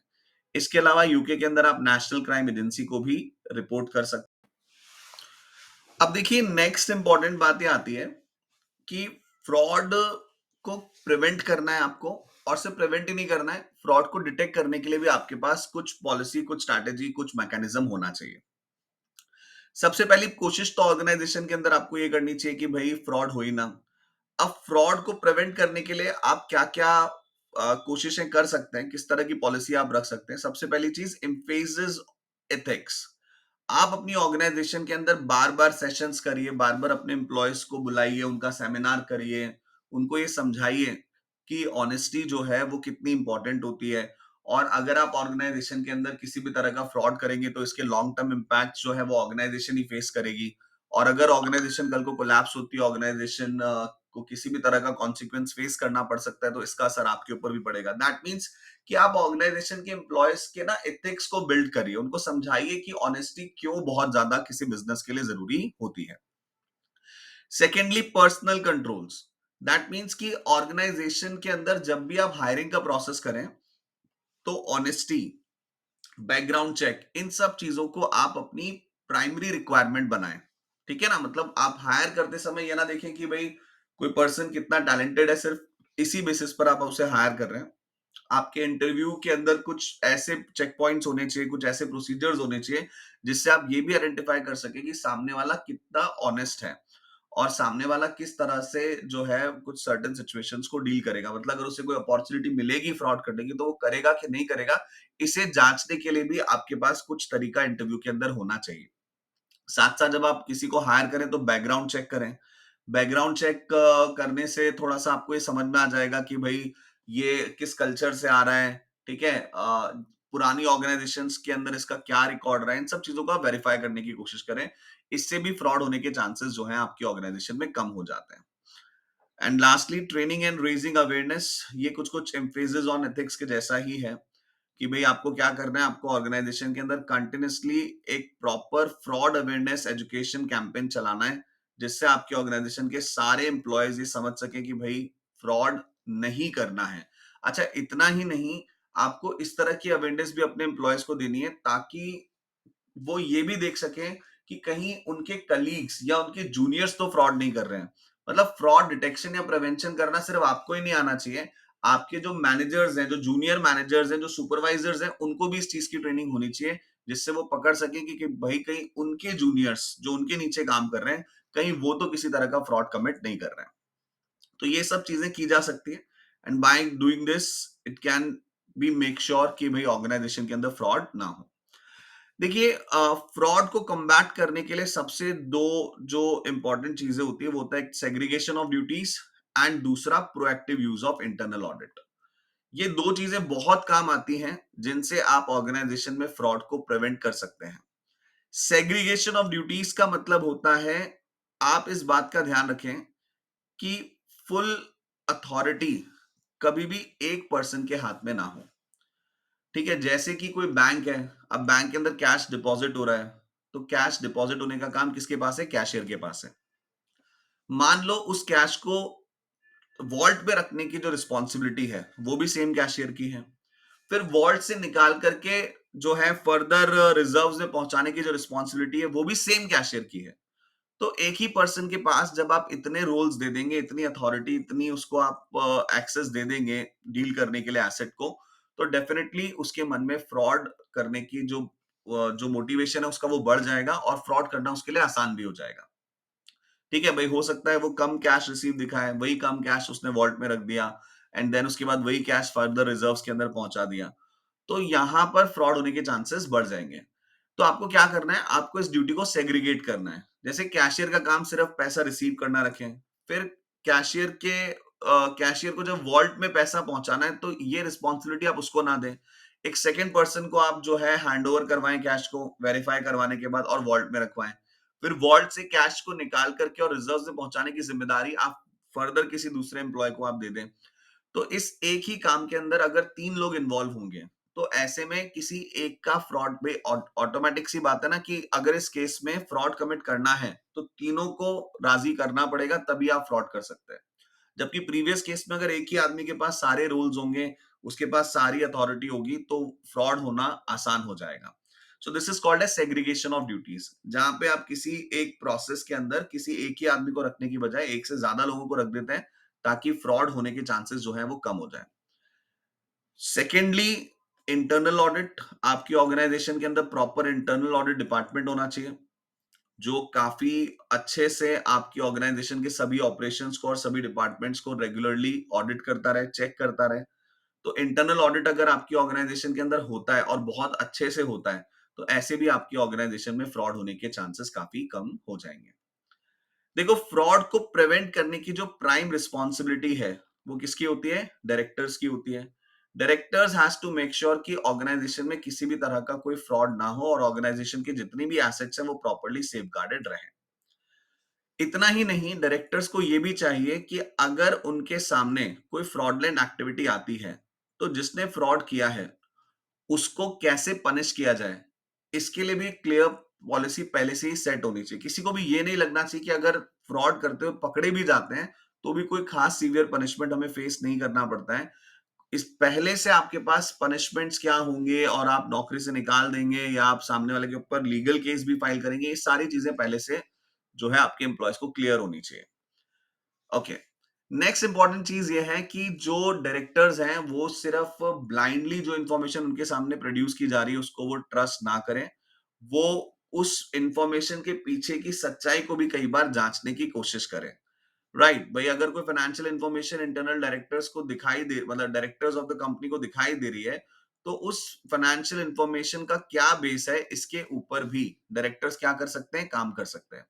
जैसे आपको बता दिया कि भाई हमारी इन्वेंट्री के अंदर जो है 100 करोड़ का सामान पड़ा हुआ है, तो डायरेक्टर्स को ऐसा नहीं कि चलो बता दिया तो बस बैठ जाए आराम से कि हाँ भाई 100 करोड़ का सामान पड़ा होगा। किसी दिन जहमत उठा लें खुद से जा करके और स्टॉक को चेक करके आ जाएं कि भाई सही में 100 करोड़ का सामान पड़ा है कि नहीं पड़ा है। या इंटरनल ऑडिट डिपार्टमेंट को बोले कि भाई स्टॉक को वेरीफाई करिए, आप ये बता रहे हैं इतना सामान पड़ा हुआ है, तो इतना सामान है या नहीं है। तो कुल मिलाकर के जो भी इंफॉर्मेशन डायरेक्टर्स के सामने आ रही है, उस इंफॉर्मेशन को ब्लाइंडली डायरेक्टर्स को ट्रस्ट नहीं करना है, उस इंफॉर्मेशन को वेरीफाई करने की कोशिश करनी है। तो अगर ये सब चीजें होंगी, तो एक तरह से फ्रॉड होने के चांसेस कम हो जाएंगे। देखिए, एक्सटर्नल ऑडिटर्स, अब पहली बात तो ये कि क्या एक्सटर्नल ऑडिटर्स के पास इतनी अथॉरिटी है कि वो फ्रॉड को प्रिवेंट कर सके? तो देखो, ये तो आप समझ लें कि एक्सटर्नल ऑडिटर्स का काम तो एंड में आकर के सारी फाइनेंशियल इंफॉर्मेशन को रिव्यू करना होता है और अपनी ओपिनियन देना होता है। तो एक्सटर्नल ऑडिटर्स के पास इतनी अथॉरिटी तो होती ही नहीं है कि वो फ्रॉड को प्रिवेंट कर सके। हाँ, लेकिन स्टिल जो एक्सटर्नल ऑडिटर्स हैं, जब वो ऑडिट करते हैं कंपनी की फाइनेंशियल सिचुएशन को, तो जो भी कुछ लैक ऑफ कंफॉर्मिटी उनके सामने आती है, जो भी कुछ चीजें उनके सामने आती हैं, ये चाहिए उन्हें कि उन सभी डेफिशिएंसीज को वो अपनी रिपोर्ट के अंदर मेंशन करें और मैनेजमेंट को उसके बारे में बताएं। ठीक है, what they should do, external auditors should document their findings. भाई उन्हें दिख रहा है कि प्रोसीजर्स सही नहीं है, इनका अकाउंट्स डिपार्टमेंट सही ढंग से काम नहीं कर रहा है, ठीक है, बिना ऑडिट एविडेंसेस के क्लेम्स को पास किया हुआ है। अगर ये सब कमियां नजर आ रही हैं एक्सटर्नल ऑडिटर को, तो अपनी रिपोर्ट में उन्हें इन फाइंडिंग्स को क्या करना है, डॉक्यूमेंट करना है और मैनेजमेंट को इसके बारे में रिपोर्ट भी करना है। ठीक है, अगर, चलो ये तो बात हो गई ऑर्गेनाइजेशन के इंटरेस्ट की, लेकिन अगर आपको बीइंग एन एक्सटर्नल ऑडिटर अगर आपको दिख रहा है कि ऑर्गेनाइजेशन के अंदर मनी लॉन्ड्रिंग हो रही है, ठीक है, और आपको इस बात का शक है कि डायरेक्टर्स भी उस मनी लॉन्ड्रिंग के अंदर इन्वॉल्व हैं, तो पब्लिक इंटरेस्ट में अप्रोप्रिएट अथॉरिटी को भी इन्फॉर्म करना एक्सटर्नल ऑडिटर्स की जिम्मेदारी बनती है कि फिर आप उस मनी लॉन्ड्रिंग के बारे में सरकार को इन्फॉर्म करें। ठीक है, so that you can do. हाँ, आप ये कोशिश जरूर कर सकते हैं कि अगर आपको लग रहा है कि आप डायरेक्टली अथॉरिटी को अप्रोप्रिएट करने की बजाय डायरेक्टर से ही रिपोर्ट बनवाते हैं इस पूरे मैटर के ऊपर और सबमिट करते हैं इस रिपोर्ट को, तो आप कोशिश कर सकते हैं। बट अगर डायरेक्टर्स आनाकानी कर रहे हैं कि नहीं, हम इस मैटर को रिपोर्ट में नहीं कहीं मेंशन करना चाहते हैं, तो आपके पास ये पूरी अथॉरिटी और आपकी ड्यूटी भी बनती है एज एन एक्सटर्नल ऑडिटर कि आप मनी लॉन्ड्रिंग के बारे में उस केस में फिर किसको बताएं, अप्रोप्रिएट अथॉरिटी को बताएं। इतना ही नहीं, अगर आपको टैक्स इवेजन दिख रहा है ऑर्गेनाइजेशन में, आप एक्सटर्नल ऑडिट करने के लिए गए और आपको नजर आया कि इस ऑर्गेनाइजेशन ने बहुत ज्यादा टैक्स की चोरी कर रखी है, तो इसके बारे में भी आप क्या कर सकते हैं, आप अथॉरिटीज को रिपोर्ट कर सकते हैं। ओके, तो कहने का मतलब यह है कि ऑर्गेनाइजेशन में फ्रॉड को प्रिवेंट करने की और डिटेक्ट करने की प्राइम रिस्पॉन्सिबिलिटी ऑर्गेनाइजेशन के डायरेक्टर्स के ऊपर है। डायरेक्टर्स डेफिनेटली इसके लिए इंटरनल ऑडिट कमेटी को सेटअप कर सकते हैं, बहुत सी पावर्स चेकिंग करने की वो डेलीगेट कर सकते हैं, बट प्राइमरीली हमसे अगर कोई पूछे भाई कौन रिस्पॉन्सिबल है फ्रॉड को प्रिवेंट और डिटेक्ट करने के लिए, तो डायरेक्टर्स की रिस्पॉन्सिबिलिटी बनती है। और फ्रॉड को प्रिवेंट और डिटेक्ट करने के लिए जो दो बहुत अच्छी चीजें हैं वो है इंटरनल ऑडिट। इसकी मदद से आप जो है फ्रॉड को हमेशा प्रिवेंट भी कर सकते हैं एंड इवन डिटेक्ट भी कर सकते हैं। At the same time you should go for segregation of duties concept. अगर कोई भी सर्टेन प्रोसेस है जिसके अंदर 2-3 स्टेप्स इन्वॉल्व हैं, तो हर एक स्टेप पर आप एक और नए एम्प्लॉय को असाइन करिए वो काम। ठीक है, आप एक ही एम्प्लॉय के हाथ में सारा काम मत दीजिए। अगर एक ही एम्प्लॉय के पास सारी ताकत रहेगी, सारी अथॉरिटी रहेगी, सारा काम रहेगा, तो ऐसे में डेफिनेटली फ्रॉड करने के चांसेस क्या होंगे, बढ़ जाएंगे। ओके, अब बात करते हैं मनी लॉन्ड्रिंग के बारे में। देखिए, मनी लॉन्ड्रिंग इस समय एक ग्लोबल इश्यू है और हर देश मनी लॉन्ड्रिंग को कहीं ना कहीं फेस कर रहे हैं। मनी लॉन्ड्रिंग में बेसिकली होता यह है कि आप क्या करते हो, आप ब्लैक मनी को व्हाइट में कन्वर्ट करते हो। लॉन्ड्री बिजनेस पता है ना में क्या होता है, लॉन्ड्री बिजनेस होता है कपड़े धोने का काम। यहां पे लॉन्ड्रिंग किसकी हो रही है, मनी की हो रही है। यानी कि जो पैसा गैर कानूनी है, जो पैसा लेजिटिमेट नहीं है, ब्लैक मनी है, आप उस पैसे को व्हाइट मनी के अंदर कन्वर्ट करके वापस से इकोनॉमी में इंटीग्रेट कर रहे हो। So this is called as money laundering. तो ऐसा करना क्या कहलाता है, मनी लॉन्ड्रिंग कहलाता है। मनी लॉन्ड्रिंग जो है ये अपने आप में एक ऑफेंस है और इसके लिए इम्प्रिजनमेंट और हैवी पनिशमेंट आपको फेस करना पड़ सकता है। मनी लॉन्ड्रिंग का एक सिंपल सा एग्जांपल लेते हैं। मान लो कोई डॉन है, ठीक है, और वो लोगों को किडनैप करता है और किडनैप करके बदले में पैसे लेता है। सपोज उसके पास साल का 10 करोड़ रुपए इकट्ठा हो गया इस किडनैपिंग के बिजनेस से। बट प्रॉब्लम ये है कि ये 10 करोड़ रुपए उसके पास कैश की फॉर्म में है और ये 10 करोड़ रुपए वो इस्तेमाल नहीं कर सकता, क्योंकि कहीं ना कहीं जब आप कैश लेकर के मार्केट में जाते हो तो आपके पकड़े जाने के चांसेस काफी बढ़ जाते हैं। तो ये 10 करोड़ रुपए वो डॉन कोशिश कर सकता है कि मैं किसी बिजनेस को दे दूं और वो बिजनेस वापस से ये पैसा मुझे कोई सर्टेन सैलरी की फॉर्म में या किसी और तरह की फॉर्म में मुझे लौटा दें। तो इस तरह से जो ब्लैक मनी है वो किस में कन्वर्ट हो जाएगा, व्हाइट मनी में कन्वर्ट हो जाएगा। तो सपोज उसने डिसाइड किया कि ये 10 करोड़ रुपए वो एक बड़ी कंपनी को दे देगा और बड़ी कंपनी अपने बुक्स के अंदर उस डॉन का या उस डॉन के कुछ रिलेटिव्स का नाम एज एन एम्प्लॉय एंटर करेगी और एज एन एम्प्लॉय एंटर करने के बाद ये जो 10 करोड़ रुपए है, ये उस रिलेटिव्स के अकाउंट में एज अ सैलरी ट्रांसफर कर दिया जाएगा। तो जैसे ही ये पैसा अकाउंट में रिसीव होगा, ये ब्लैक मनी किस में कन्वर्ट हो गया, व्हाइट मनी में कन्वर्ट हो गया है, और अब इस पैसे का इस्तेमाल बहुत आराम से बिना किसी डर के किया जा सकता है। तो ये एक एग्जाम्पल हो गया मनी लॉन्ड्रिंग का। और भी एग्जाम्पल हो सकते हैं, जैसे इंडिया के अंदर अगर हम बात करें तो गवर्नमेंट ऑफिशियल्स के लिए ब्राइब लेना बहुत कॉमन है, बट ब्राइब जनरली वो कैश में लेते हैं। अब कैश उन्होंने इकट्ठा कर लिया अपने पास, ब्राइब ले लेकर के 5 करोड़ रुपए इकट्ठे हो गए। अब ये 5 करोड़ रुपए डेफिनेटली जो है वो मार्केट में जाएंगे और डायरेक्टली खर्च करेंगे तो प्रॉब्लम है। तो इसके लिए भी वो मनी लॉन्ड्रिंग का इस्तेमाल कर सकते हैं। ये 5 करोड़ रुपए सपोज उन्होंने किसी बिल्डर को दे दिए कि आप इस 5 करोड़ को अपने बिजनेस में लगा लो, एंड देन ये 5 करोड़ रुपए आप हमें आ, किसी दूसरी तरह से आप हमें क्या कर दें, ये पैसा रिटर्न कर दें। अब 5 करोड़ रुपए बिल्डर ने लिए, बिल्डर के पास ऐसी बहुत सारी जगहें होती है जहां पर वो आसानी से इस 5 करोड़ रुपए को क्या कर सकता है, प्लेस कर सकता है। ठीक है, क्योंकि उसको अपने मजदूरों को डेली बेसिस पर पैसा देना होता है, जो पैसा कैश में दिया जाता है। ठीक है, कई तरह की जगहों पर उसे पैसे खर्च करने होते हैं जहां पर उसको ज्यादा चेक नहीं किया जाएगा कि भाई ये पैसा आपने कैश में क्यों खर्च किया, क्योंकि वो खर्चे किस में होने, कैश में होने। और उसके प्रोसेस के अंदर बहुत सारी ऐसी एक्टिविटीज होती हैं जहां पर वो फेक एक्टिविटीज भी दिखा सकता है, राइट। तो बिल्डर ने क्या किया, गवर्नमेंट ऑफिशियल से 5 करोड़ रुपए लिए, अपने बिजनेस के अंदर उस पैसे को लगा दिया, and then again government official के फ्रेंड्स या रिलेटिव्स को अपने बुक्स के अंदर एज एन एम्प्लॉय शो किया, as an interior designer show किया, और ये 5 करोड़ रुपए उनके रेम्युनरेशन की तरह उनको ट्रांसफर करके दे दिए। हो सकता है इसके बदले में थोड़ा सा कट वो रखें, या किसी और तरह का फेवर जो है वो गवर्नमेंट ऑफिशियल से वो ले। तो यहां पर भी हम क्या देख रहे हैं, ब्लैक मनी को किस में कन्वर्ट कर दिया गया, व्हाइट मनी में कन्वर्ट कर दिया गया। तो this is also the process of money laundering. ये भी अपने आप में क्या है, मनी लॉन्ड्रिंग का प्रोसेस है। तो ब्लैक मनी को, इलीगल मनी को लीगलाइज करने का प्रोसेस ब्लैक मनी कहलाता है। इसमें 3 स्टेजेस होती है। पहली स्टेज में क्राइम से जो प्रोसीडिंग्स आई हैं, जो इलीगल मनी है, उसे फाइनेंशियल सिस्टम के अंदर प्लेस किया जाता है। प्लेस करने के बाद उसे लेयर किया जाता है, मतलब पैसा एक अकाउंट से दूसरे अकाउंट, दूसरे अकाउंट से तीसरे अकाउंट में ट्रांसफर किए जाते हैं, ताकि जो मेन ओरिजिन है, जो इनिशियल ओरिजिन है पैसे का, उसको आप क्या कर सको, हाइड कर सको।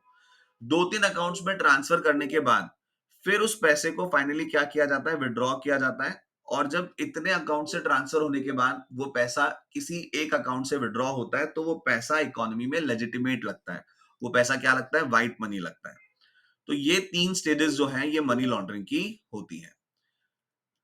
Okay, so that is basically the money laundering. अब मनी लॉन्ड्रिंग, सबसे पहली बात तो मनी लॉन्ड्रिंग में प्रोसीड्स ऑफ क्राइम के कांटेक्ट में आना, ये अपने आप में एक ऑफेंस है। भाई वो बिल्डर अगर 5 करोड़ रुपए रिश्वत के ले रहा है अपने बिजनेस के लिए, तो वो ये एक्सक्यूज नहीं दे सकता बाद में कि साहब मुझे क्या पता है 5 करोड़ कहां से आए, मैंने तो ये 5 करोड़ जेन्युइनली अपने बिजनेस के अंदर इस्तेमाल किया है। ऐसा वो एक्सक्यूज नहीं दे पाएगा। इसे क्या माना जाएगा, फ्रॉड ही माना जाएगा। तो अगर आप मनी लॉन्ड्रिंग के पैसे के कॉन्टैक्ट में आ रहे हैं तो it will be called as fraud. अच्छा, अगर आप उस उस बिल्डर के यहां पर अकाउंटेंट हैं और आपकी आंखों के सामने 5 करोड़ का कैश लेकर के गवर्नमेंट ऑफिशियल आता है, और वो 5 करोड़ आपकी आंखों के सामने वो बिल्डर को दे रहा है, और बिल्डर आपसे ही बोल करके उसकी फेक एंट्रीज क्रिएट करवा रहा है, ये सब आपकी आंखों के सामने हो रहा है, लेकिन फिर भी आप एप्रोप्रिएट अथॉरिटीज को इस क्रिमिनल एक्टिविटी के बारे में, इस मनी लॉन्ड्रिंग के बारे में इंफॉर्मेशन नहीं दे रहे हैं, तो यहां पर भले ही आपका उस पैसे से एज सच कोई डायरेक्ट लेना देना नहीं है, आपके पास हो सकता है शायद कोई हिस्सा भी उस पैसे में से ना आए, लेकिन फिर भी यह माना जाएगा कि आपने क्या किया है, मनी लॉन्ड्रिंग ऑफेंस किया है। उस बिल्डर के यहां पर सपोज एज एन एसीसीए आप ऑडिट करने के लिए गए, ठीक है, और जब आप ऑडिट करने के लिए गए तो आपने देखा कि यार इन्होंने मनी लॉन्ड्रिंग कर रखी है, और मनी लॉन्ड्रिंग के जो ट्रांजेक्शन इन्होंने किए हैं मनी लॉन्ड्रिंग करने के लिए, वो ट्रांजेक्शन तो साफ पकड़ में आ रहे हैं। ठीक है, मतलब ये कभी कोई अथॉरिटी इन्वेस्टिगेट करने के लिए आई तो उन्हें यूं ही पता चल जाएगा कि मनी लॉन्ड्रिंग हो रही है।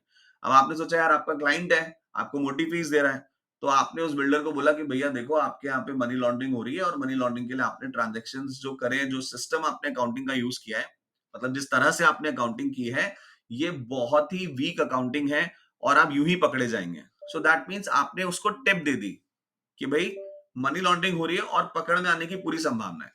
अब आपकी टिप का इस्तेमाल करके वो क्या करेगा, अपने अकाउंटिंग सिस्टम को स्ट्रांग कर लेगा और ऐसा बना लेगा कि वो अथॉरिटीज की पकड़ में ना आए।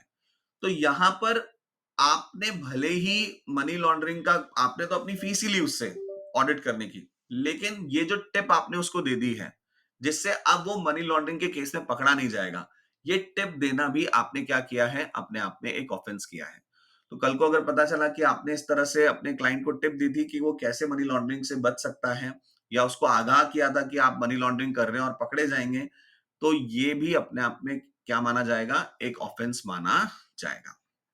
राइट। देखिए, अब ऑर्गेनाइजेशन, कई बार ऐसा होता है कि जैसे कोई बैंक है, तो बैंक, जिन लोगों ने, जो फाउंडर्स थे बैंक के, या जो बैंक की जो टॉप मोस्ट कमिटी है, हो सकता है दे नेवर वांटेड कि उनकी ऑर्गेनाइजेशन में मनी लॉन्ड्रिंग हो, लेकिन फिर भी बैंक इतना बड़ा है, सीनियर मैनेजर्स हैं जिनके पास काफी अथॉरिटी है, जो कस्टमर्स क्रिएट करते हैं, कस्टमर से पैसा लेते हैं, ठीक है, हो सकता है वो लोग मनी लॉन्ड्रिंग के अंदर इन्वॉल्व हो। तो ऐसी ऑर्गेनाइजेशन जहां पर पैसा इन्वेस्ट किया जाता है, जहां पर पैसे का काफी ज्यादा इनटेक होता है, वहां पर ऐसी ऑर्गेनाइजेशन के प्रोसेसेस को, ऐसी ऑर्गेनाइजेशन के बिजनेस को इस्तेमाल किया जा सकता है मनी लॉन्ड्रिंग के लिए। तो मनी लॉन्ड्रिंग को डिटेक्ट और प्रिवेंट करने के लिए आपके पास कुछ क्लियर पॉलिसीज और स्ट्रेटजीज होनी चाहिए। सबसे इंपॉर्टेंट, अगर आपकी ऑर्गेनाइजेशन में आप कस्टमर से पैसा लेने का काम करते हैं, तो you always have to make sure कि जो बंदा आपको पैसे देके जा रहा है वो कौन है। आपको कस्टमर का आइडेंटिफिकेशन बहुत क्लियरली करना है। भाई कोई बैंक है, अब बैंक में ऐसा थोड़ी ना है कि बस उनको पैसे लेने से मतलब है। जैसे अगर मैं आज सोचूं कि यार मैं एक काम करता हूं, मैं 10 करोड़ जाके बैंक में कैश जमा करा देता हूं, तो बैंक ऐसा नहीं करेगी कि बिना कुछ भी वेरीफाई किए मुझसे इतना बड़ा अमाउंट कैश में ले लेगी। ठीक है ना, क्योंकि बैंक की पॉलिसी में है कि उन्हें मनी लॉन्ड्रिंग का प्रिवेंशन करना है। तो हो सकता है कि ये पैसा मैं बैंक में इसलिए डालना चाह रहा हूं क्योंकि मैं इसे फर्दर फिर किसी अकाउंट में ट्रांसफर करूंगा, फिर किसी अकाउंट में ट्रांसफर करूंगा और फाइनली वाइट में कन्वर्ट करूंगा। तो बैंक की रिस्पॉन्सिबिलिटी बनती है कि अगर मैं 10 करोड़ का अमाउंट का अकाउंट खोलने के लिए बैंक में जा रहा हूं, तो बैंक सबसे पहले तो मेरा आइडेंटिफिकेशन करे, फिर उसके बाद बैंक क्या करे, कस्टमर ड्यू डिलिजेंस करे। कस्टमर ड्यू डिलिजेंस का मतलब है अच्छी तरह से ये समझने की कोशिश करें कि ये 10 करोड़ रुपए मेरे पास कहां से आया है, मैं क्यों इस ये अकाउंट ओपन करना चाहता हूं, इसमें मेरे पैसे जमा कराने का क्या पर्पस है, ये सारे बैकग्राउंड चेक्स वो करें। ठीक है, this is called as customer due diligence. अगर वो हर एक इंफॉर्मेशन जो मैं उन्हें प्रोवाइड कर रहा हूं कि साहब ये मैंने कोई प्रॉपर्टी बेची थी, वहां से मेरे पास ये पैसा आया है, या कुछ भी मैं उनको रीजन बता रहा हूं जो उनको जस्टिफाइबल लग रहा है, अगर सब कुछ उनको जस्टिफाइबल लग रहा है, देन ही उसके बाद उन्हें क्या करना चाहिए, अपने पास इस पैसे का इंटेक करना चाहिए। तो मनी लॉन्ड्रिंग को प्रिवेंट और डिटेक्ट करने के लिए सबसे बेसिक तरीका जो है, जो सबसे बेसिक प्रोसीजर है, वो ये है कि अगर कोई बिजनेस ऐसा है जहां पर कस्टमर्स या कहीं से पैसा आ रहा है, तो पैसे का इंटेक करने से पहले पैसा देने वाले का डिटेल आइडेंटिफिकेशन किया जाए, एंड देन उसके बाद उसका पूरा बैकग्राउंड चेक किया जाए, रिस्क असेसमेंट किया जाए कि कितना रिस्क है कि ये पैसा मनी लॉन्ड्रिंग में इस्तेमाल होने वाला है। उन सब चीजों को आइडेंटिफाई करने के बाद ही पैसे को अपने ऑर्गेनाइजेशन के अंदर प्लेस होने दिया जाए। अगर आप इन चीजों का ध्यान नहीं रखेंगे, तो आप फर्स्ट स्टेज को मनी लॉन्ड्रिंग की क्या कर रहे हैं, सपोर्ट कर रहे हैं। अगर किसी बैंक की बस ये पॉलिसी है कि बस पैसा आना चाहिए और पैसा ले लो बस, so that means you are doing money laundering. तो आप मनी लॉन्ड्रिंग की जो पहली स्टेज है, प्लेसमेंट ऑफ द प्रोसीडिंग्स, उसको आप बहुत इजी कर रहे हैं मनी लॉन्ड्रिंग करने वालों के लिए। ओके। देखिए, अगर मनी लॉन्ड्रिंग हो रही है, तो यूके के अंदर हम स्पेसिफिकली बात करें, तो एक ऑफिसर होता है जिसे मनी लॉन्ड्रिंग रिपोर्टिंग ऑफिसर बोलते हैं। अगर किसी भी तरह की कोई एक्टिविटी आपकी ऑर्गेनाइजेशन में मनी लॉन्ड्रिंग से रिलेटेड हो रही है, तो आप इस सर्टेन ऑफिसर को क्या कर सकते हैं, रिपोर्ट कर सकते हैं। इसके अलावा यूके के अंदर आप नेशनल क्राइम एजेंसी को भी रिपोर्ट कर सकते हैं।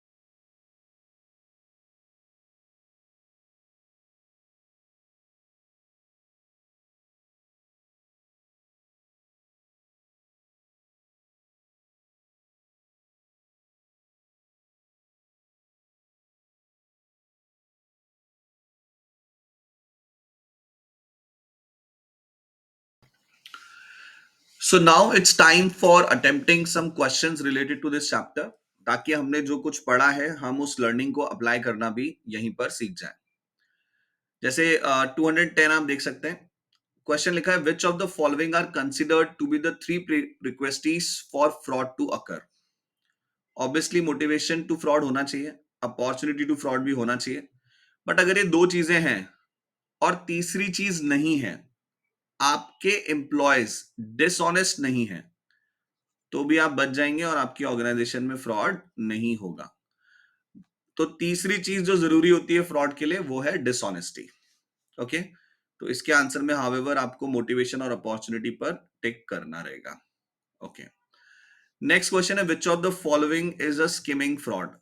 अब देखिए ये बेसिकली हम लोगों ने स्किमिंग फ्रॉड चैप्टर में कहीं हमें एनकाउंटर नहीं हुआ, बट ये भी अपने आप में एक तरह का फ्रॉड होता है। इसमें क्या किया जाता है कि ना, अगर आपकी ऑर्गेनाइजेशन में बहुत सारे ट्रांजेक्शन्स होते हैं, ठीक है, मतलब जैसे आप इसको एक सिंपल एग्जांपल से समझिए। कोई चाय की दुकान है जहां पे डेली बेसिस पे 300 लोग आ रहे हैं, 500 लोग आ रहे हैं, 1000 लोग आ रहे हैं चाय पीने के लिए। तो एम्प्लॉय क्या कर सकता है, 10-15 कस्टमर्स का जो पेमेंट है वो उसको बहुत आसानी से छुपा सकता है, ठीक है, और अपने मालिक को कभी बताया नहीं कि भैया 10 लोग, अब 1000 लोग चाय पीने के लिए आए, उनमें से 10 लोगों का अगर पेमेंट उसने आगे डिपॉजिट नहीं भी किया, 10 लोगों का पेमेंट डिस्क्लोज नहीं भी किया, तो भी शायद एम्प्लॉय मालिक के लिए इस चीज को आइडेंटिफाई करना काफी मुश्किल हो जाएगा। So this is called as skimming fraud, जहां पे स्मॉल अमाउंट्स जो है वो डाइवर्ट किए जाते हैं from large amount of transaction. तो स्किमिंग फ्रॉड के क्वेश्चन का आंसर होगा B. Teeming and lading is use to describe which of the following. Teeming and lading आपको याद होगा, हम लोगों ने समझा था कि कस्टमर का पेमेंट आपने अपने पर्सनल काम में ले लिया, फिर नेक्स्ट कस्टमर के पेमेंट से आपने पहले कस्टमर के पेमेंट को कवर अप किया। So this is called as teeming and lading, right. तो where money flows are so substantial that diversion of large sums can go unnoticed, नहीं ये तो टीमिंग एंड लेडिंग नहीं होगा, ये तो भी ऊपर अपन ने देखा स्किमिंग फ्रॉड है। A fraud where purchase ledger systems are misdirected to overseas account, ये भी teaming and leading नहीं है। Yes, this is. So the answer will be D. Teaming and leading क्या होता है? A fraud where receipts from customers are misappropriated. एक customer का payment आप दूसरे कस्टमर के पेमेंट का दिखा रहे हैं, यानी कि आप रिसिप्ट्स को क्या कर रहे हैं, मिस एप्रोप्रिएट कर रहे हैं। So this is teeming and lading, इसको अपन क्या बोलेंगे, टीमिंग एंड लेडिंग बोलेंगे। विंडो ड्रेसिंग कंपैरेटिवली आसान क्वेश्चन है। विंडो ड्रेसिंग का मतलब होता है एक तरह से अकाउंट बुक्स का मेकअप करना। अब मेकअप जनरली आप परमानेंटली तो नहीं करते हैं, मेकअप थोड़े टाइम के बाद क्या हो जाता है, वापस से हट जाता है। तो window dressing involves which of the following, इनमें से विंडो ड्रेसिंग का क्या मतलब है। So misappropriation of business assets by manager, ये मिस आपका विंडो ड्रेसिंग नहीं है। Setting up bogus employees on the payroll system, ये भी विंडो ड्रेसिंग नहीं है। Entering into transaction just before the year end, that will improve the appearance of the accounts but will be reversed out soon after. This is your window dressing कि year end से पहले आपने कुछ ऐसे transactions किए जिससे आपकी balance sheet काफी अच्छी पोजीशन में लगे, एंड देन नया फाइनेंशियल ईयर स्टार्ट होने के बाद ने आपने उन ट्रांजेक्शन्स को क्या कर दिया, रिवर्स कर दिया। So this will be called as window dressing. इसका एक सिंपल सा एग्जांपल हो सकता है कि आपने जो है ईयर एंड से जस्ट पहले एक बहुत बड़ी सेल्स आपने रिकॉर्ड करी, ठीक है, और ईयर एंड हो गया, तो वो सेल्स उस फाइनेंशियल ईयर के अंदर आपकी नोटिस होगी और आपकी बैलेंस शीट को काफी स्ट्रॉन्ग कर देगी, आपके रेवेन्यूज को काफी बढ़ा देगी। बट जैसे ही अगले फाइनेंशियल ईयर की स्टार्टिंग हुई, आपने उस सेल्स को कैंसिल दिखा दिया और आपने पैसा वापस गया दिखा दिया।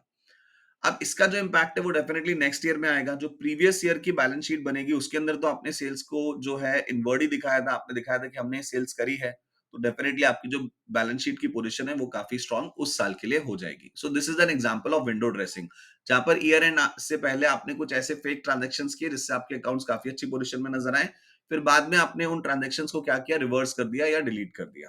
तो इसको अपन क्या बोलते हैं, विंडो ड्रेसिंग बोलते हैं। Okay, off balance sheet accounting refers to which of the following. देखिए ऑफ बैलेंस शीट टर्म भी जो है वो चैप्टर के अंदर हमने कहीं पर पढ़ी नहीं है, बट आपको इसे याद रख लेना है। ऑफ बैलेंस शीट का मतलब होता है deliberate exclusion of certain assets and liabilities from the publish balance sheet. जब आप पब्लिश बैलेंस शीट में से जानबूझ करके कुछ एसेट्स को हाइड कर लेते हैं या कुछ लायबिलिटीज को आप शो नहीं करते हैं, तो इसे ऑफ बैलेंस शीट अकाउंटिंग कहा जाता है। तो बहुत आसान है याद रखना, कोई बहुत मुश्किल कॉन्सेप्ट नहीं है। यानी कि आपकी बैलेंस शीट में से अगर आप जानबूझ करके एसेट्स या लायबिलिटीज को छुपा रहे हैं, तो इसे ऑफ बैलेंस शीट अकाउंटिंग कहा जाएगा। ठीक है, okay. Question number 215, consider the following two statements. पहला स्टेटमेंट लिखा है a comprehensive system of control will eliminate all fraud and error. अगर आपका बहुत अच्छा सिस्टम ऑफ कंट्रोल है तो हर तरह का फ्रॉड और हर तरह की एरर आपकी ऑर्गेनाइजेशन से खत्म हो जाएगी। डेफिनेटली ऐसा तो हो नहीं सकता है।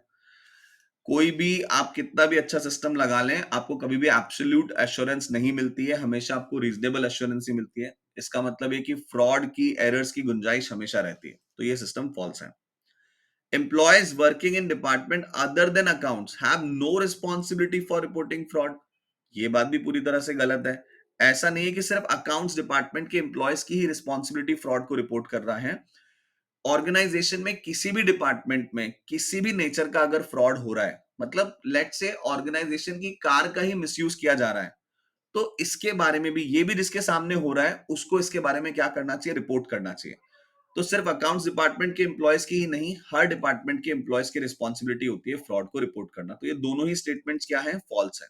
तो which of the options are correct? तो हम बताएंगे नीदर ऑप्शंस आर करेक्ट।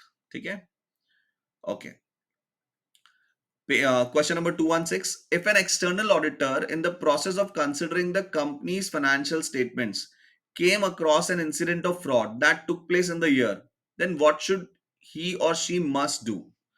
अगर एक्सटर्नल ऑडिटर, देखिए अब यहां पे आप पहले ये समझ लीजिए कि एक्सटर्नल ऑडिटर की रिस्पॉन्सिबिलिटी क्या होती है। एक्सटर्नल ऑडिटर की सबसे पहले रिस्पॉन्सिबिलिटी है, उसके सामने अगर कोई फ्रॉड आ रहा है तो उस फ्रॉड को उसे क्या करना है, उसे नोटिफाई करना है अपनी रिपोर्ट के अंदर। मतलब रिपोर्ट इन द सेंस जो वो फाइनल अपनी ओपिनियन देने वाला है अकाउंट्स के बारे में, कंपनी की फाइनेंशियल पोजीशन के बारे में, उस उस ओपिनियन के अंदर उसको क्या करना है, उस फ्रॉड को रिपोर्ट करना है। अच्छा, लेकिन एक बात और इंपॉर्टेंट है। देखिए, ऐसा हो सकता है कि ऑर्गेनाइजेशन करोड़ों की हो और उसमें 100-200 रुपए की चाय जो ऑर्गेनाइजेशन ने अपने एक एम्प्लॉय के लिए मंगाई थी, उसके बारे में कहीं पर कोई रिपोर्टिंग नहीं है, या अपने क्लाइंट को खाना खिलाने के लिए मार्केटिंग एग्जीक्यूटिव कहीं ले गया था और 1000 रुपए का खाना खिलाया था और उसका बिल नहीं है। ठीक है, अब ये कोई बहुत मटेरियल बात नहीं है, करोड़ों की कंपनी के लिए this is not an material thing. तो इस तरह के बहुत छोटे अगर घपले सामने आते भी हैं एक्सटर्नल ऑडिटर के, तो एक्सटर्नल ऑडिटर उसके बारे में ओपिनियन ना भी दे तो चलेगा। मतलब जरूरी नहीं है कि उसे हर तरह के फ्रॉड को रिपोर्ट करना है, हर तरह के फ्रॉड के बारे में अपनी ओपिनियन देनी है। उसे अकाउंट्स को क्वालिफाई कब करना है, सिर्फ तभी जब फ्रॉड मटेरियल है और प्रॉपरली बुक्स ऑफ अकाउंट के अंदर रिकॉर्ड नहीं किया गया है। 100-200 रुपए की बात है, 10-20 रुपए की बात है, तो ठीक है यार, मैनेजमेंट को बता दो आप, उतना काफी है आपके लिए। लेकिन उसके लिए आप अपनी ओपिनियन में ही उसको मेंशन कर दो, अकाउंट रिपोर्ट को ही आप क्वालिफाई कर दो। तो ये जो है, ये एक्सटर्नल ऑडिटर को नहीं करना है। ठीक है, तो यहां पर ये सी ऑप्शन करेक्ट होगा, क्योंकि ए ऑप्शन में लिखा है external auditor should qualify the accounts regardless of the size of the fraud. तो ये हमें क्लैरिटी मिल गई है, अगर फ्रॉड का साइज इमटेरियल है, बहुत बड़ा नहीं है, तो उस केस में उसे उस फ्रॉड को के कारण अकाउंट्स को क्वालिफाई करने की जरूरत नहीं है। Report to the shareholders by way of a note to the accounts regardless of the size of the fraud. देखो, शेयर होल्डर्स के पास तो वैसे ही एक्सटर्नल ऑडिटर की रिपोर्ट जाती ही है, तो उनको रिपोर्टिंग तो होनी ही है। और यहां पर इस ऑप्शन में अगेन लिखा है regardless of the size of the fraud. तो ये जो पॉइंट है, इसकी वजह से ये पॉइंट गलत हो जाता है। अगर फ्रॉड इमटेरियल है, बहुत छोटा है, तो उस केस में आपको किसी को कोई रिपोर्ट करने की खास जरूरत नहीं है, आप सिर्फ मैनेजमेंट को इन्फॉर्म कर सकते हैं। What should external auditor do? जो करेक्ट ऑप्शन है C, external auditor should qualify the accounts only if the fraud is material and not properly recorded in the accounts books। ठीक है, अगर अकाउंट्स बुक में properly record नहीं किया गया और फ्रॉड जो है वो एक मटेरियल फ्रॉड है, तो ही आपको अपनी ओपिनियन को क्वालिफाई करना है। Okay, which of the following behaviors, question number 217, which of the following behaviors is often associated with an employee possibly committing fraud? देखिए, किस तरह के एम्प्लॉय को आप देख करके ये जज करेंगे कि हाँ यार, ये बंदा फ्रॉड कर सकता है। Managers and staff having monthly meetings to discuss underperformance. यार ये तो कोई बात नहीं है, तो अच्छी बात है कि अगर मैनेजर और स्टाफ मिल रहे हैं और अंडर परफॉर्मेंस को डिस्कस कर रहे हैं तो। Employ frequently taking time off work for personal reasons की वजह से कोई एम्प्लॉय बार बार छुट्टी ले रहा है, तो ये उसकी लीनियंसी हो सकती है, केयरलेसनेस टुवर्ड्स हिज जॉब हो सकती है, लेकिन इसके कारण आप कहें कि वो फ्रॉड करने के बारे में सोच रहा होगा या फ्रॉड का रिस्क ज्यादा है, तो वो नहीं है बात इतनी। ठीक है। A member of the finance team frequently buying new expensive car despite only earning a moderate salary। ये डेफिनेटली एक ऐसी सिचुएशन है जहां पर फ्रॉड होने के चांसेस बढ़ जाते हैं। फाइनेंस टीम का मेंबर जिसके हाथ में कुछ ना कुछ पैसे के ट्रांजैक्शंस होंगे, वो बार बार हम देख रहे हैं हर 6 महीने में, हर साल क्या कर रहा है, एक नई एक्सपेंसिव कार खरीद रहा है। तो अगर वो ऐसा कर रहा है, जितनी उसकी इनकम नहीं है उससे ज्यादा पैसा खर्च कर रहा है, तो डेफिनेटली इस बात के पूरे चांसेस हैं कि वो फ्रॉड कमिट कर रहा होगा, या फिर जो भी पैसे अब उसको जरूरत होगी अपने इन एक्सपेंसिव शौकों को पूरा करने के लिए, वो उसके लिए क्या कमिट करेगा, फ्रॉड कमिट करेगा। सो 217 का आंसर होना चाहिए C. A member of the finance team frequently buying new expensive car despite only earning a moderate salary. Okay. 218, which of the following is not a control or procedure required by standard money laundering legislation? इनमें से कौन सा control या procedure standard money laundering legislation के हिसाब से जरूरी नहीं है? आइडेंटिफिकेशन ऑफ लार्ज और अनयूजुअल ट्रांजैक्शंस। ये तो भाई आइडेंटिफिकेशन तो आपको करना है लार्ज और अनयूजुअल ट्रांजैक्शंस का। Taking steps to ensure customers can be identified, ये भी आप किसी भी मनी लॉन्ड्रिंग लेजिस्लेशन को देखें, उसके अंदर कस्टमर ड्यू डिलिजेंस और आइडेंटिफिकेशन का जिक्र होता ही है। आपको अपने कस्टमर्स को अच्छे से आइडेंटिफाई करना है और आपको उनकी ड्यू डिलिजेंस करनी है। रिपोर्टिंग ऑफ ऑल लार्ज और unusual transactions to relevant authorities. देखो ये स्टैंडर्ड मनी लॉन्ड्रिंग लेजिस्लेशन का प्रोसीजर नहीं है। एक्चुअली अनयूजुअल ट्रांजैक्शंस को रिपोर्ट करना होता है, बट रिपोर्ट करना होता है आपको मनी लॉन्ड्रिंग ऑफिसर को। ठीक है।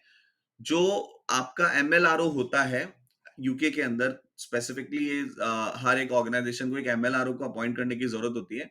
तो आपको क्या करना है, उसको रिपोर्ट करना है कि भाई अनयूजुअल ट्रांजैक्शंस हो रहे हैं। फिर फर्दर इन्वेस्टिगेशन की जो जिम्मेदारी होती है वो उस ऑफिसर की होती है, और उस ऑफिसर को फिर वहां से अगर कुछ मिलेगा तो फिर वो उसे क्या करेगा, अथॉरिटी को रिपोर्ट करेगा। नॉमिनेटेड ऑफिसर तो आपको क्रिएट करना ही होता है। तो ये जो सी पॉइंट लिखा है, ये स्टैंडर्ड मनी लॉन्ड्रिंग लेजिस्लेशन के अंदर जरूरी कंट्रोल या प्रोसीजर नहीं है। Money laundering 219, money laundering legislation only covers illegally obtain cash and other liquid assets such as short term investment of bonds. नहीं, ऐसा नहीं है। मनी लॉन्ड्रिंग जो है वो किसी भी एसेट के थ्रू अगर की जा रही है, जरूरी नहीं है कि कैश ही प्लेस हो रहा हो।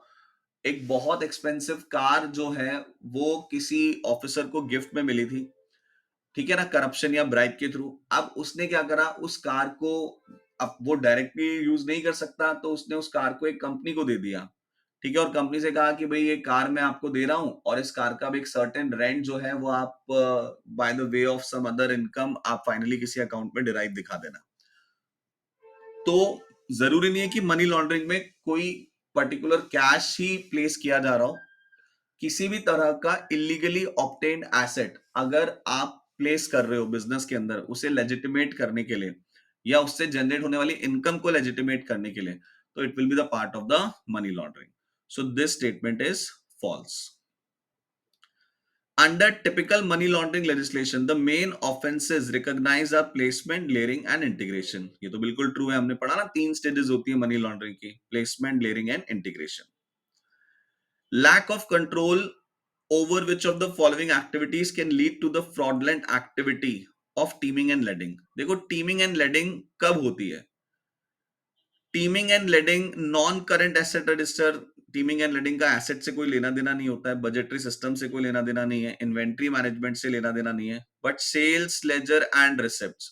अगर आपके ऑर्गेनाइजेशन का कंट्रोल सिस्टम सेल्स लेजर और रिसिप्ट्स के बारे में काफी वीक है, कंटिन्यूस मॉनिटरिंग नहीं होती है कि डेली भाई कौन कौन से कस्टमर्स आए, उनका पेमेंट किस तरह से आया, ठीक है, पेमेंट आपको अकाउंट में लेना है, कैश में नहीं लेना है, इस तरह के कंट्रोल्स अगर नहीं है, सेल्स लेजर और रिसिप्ट से रिलेटेड कंट्रोल्स नहीं है, जैसे कस्टमर्स को कई ऑर्गेनाइजेशंस में आप जाएंगे ना, तो आउटलेट्स में, मतलब जहां कस्टमर का इंटरेक्शन बहुत होता है, वहां ऐसा लिखा होता है कस्टमर्स के लिए कि भाई आप अगर कोई ट्रांजेक्शन करें तो डेफिनेटली आप इसकी रिसिप्ट ले, बिना रिसिप्ट के ना जाए। तो अगर आपका internal control system sales ledger और रिसिप्ट से रिलेटेड स्ट्रांग है तो डेफिनेटली टीमिंग और लेडिंग नहीं होने वाली, और अगर वीक है तो टीमिंग एंड लेडिंग होने के चांसेस काफी बढ़ जाएंगे। Okay okay, question number 222। Leo has been offering investors in his company 15% per annum return on their investment. In order to fund this return, Leo has been using money raised from new investors to pay the 15% returns demanded by the early investors. तो लियो ने भाई क्या किया है, अपनी company के अंदर बोला है कि अगर आप मेरी कंपनी में इन्वेस्ट करेंगे तो मैं 15% का रिटर्न दूंगा। अब पुराने इन्वेस्टर्स के 15% रिटर्न को फंड करने के लिए वो नए इन्वेस्टर्स क्रिएट कर रहा है और वहां से आने वाले पैसे का इस्तेमाल करके पुराने इन्वेस्टर्स को 15% का रिटर्न दे रहा है। ये एक तरह का टीमिंग एंड लैंडिंग है। बट जब इस तरह से आप जो है एक इन्वेस्टर के रिटर्न को देने के लिए नए इन्वेस्टर के रिटर्न का इस्तेमाल करते हैं तो इसे ना पॉन्जी स्कीम कहा जाता है। This type of thing is called as Ponzi scheme. ये भी चैप्टर में हमने कहीं इनकाउंटर नहीं किया था, लेकिन आपको याद रख लेना है कि जब इस तरह से इन्वेस्टर के रिटर्न्स देने के लिए आपके पास पैसे नहीं है और आप नए इन्वेस्टर्स क्रिएट कर रहे हैं और उनके पैसे से पुराने इन्वेस्टर्स को आप रिटर्न दे रहे हैं, तो this is a kind of teeming and lending that is also called as Ponzi scheme. तो ये अपने आप में एक टीमिंग एंड लेंडिंग है, इसे क्या बोला जाता है, पॉन्जिंग स्कीम बोला जाता है। Question number 223।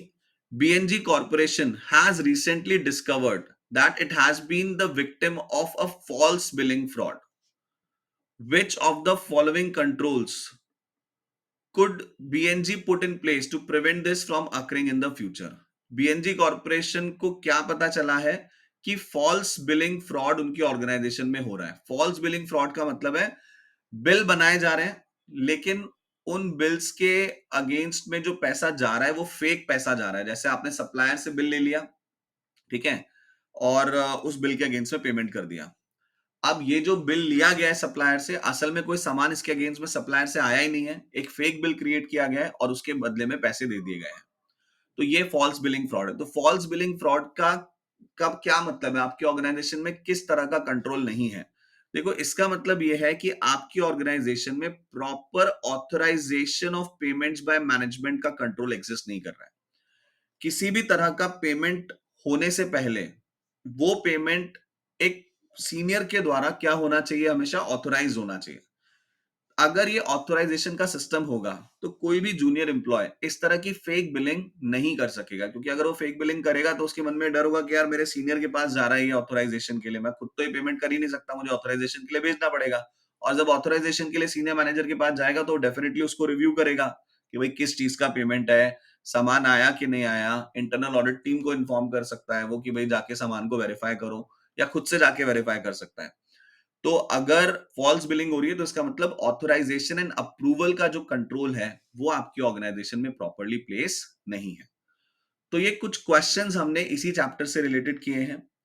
आप कुछ और क्वेश्चंस भी ढूंढ सकते हैं। अगर आपको कोई क्वेश्चन मिलता है जिसका आंसर आपको समझ में नहीं आ रहा है तो आप कमेंट में वो क्वेश्चन मुझे भेज सकते हैं या मुझे व्हाट्सएप भी कर सकते हैं। चलिए, सो ये चैप्टर हम लोगों ने पूरा खत्म कर लिया है, identification and prevention of fraud. That is the chapter 11 of your business technology.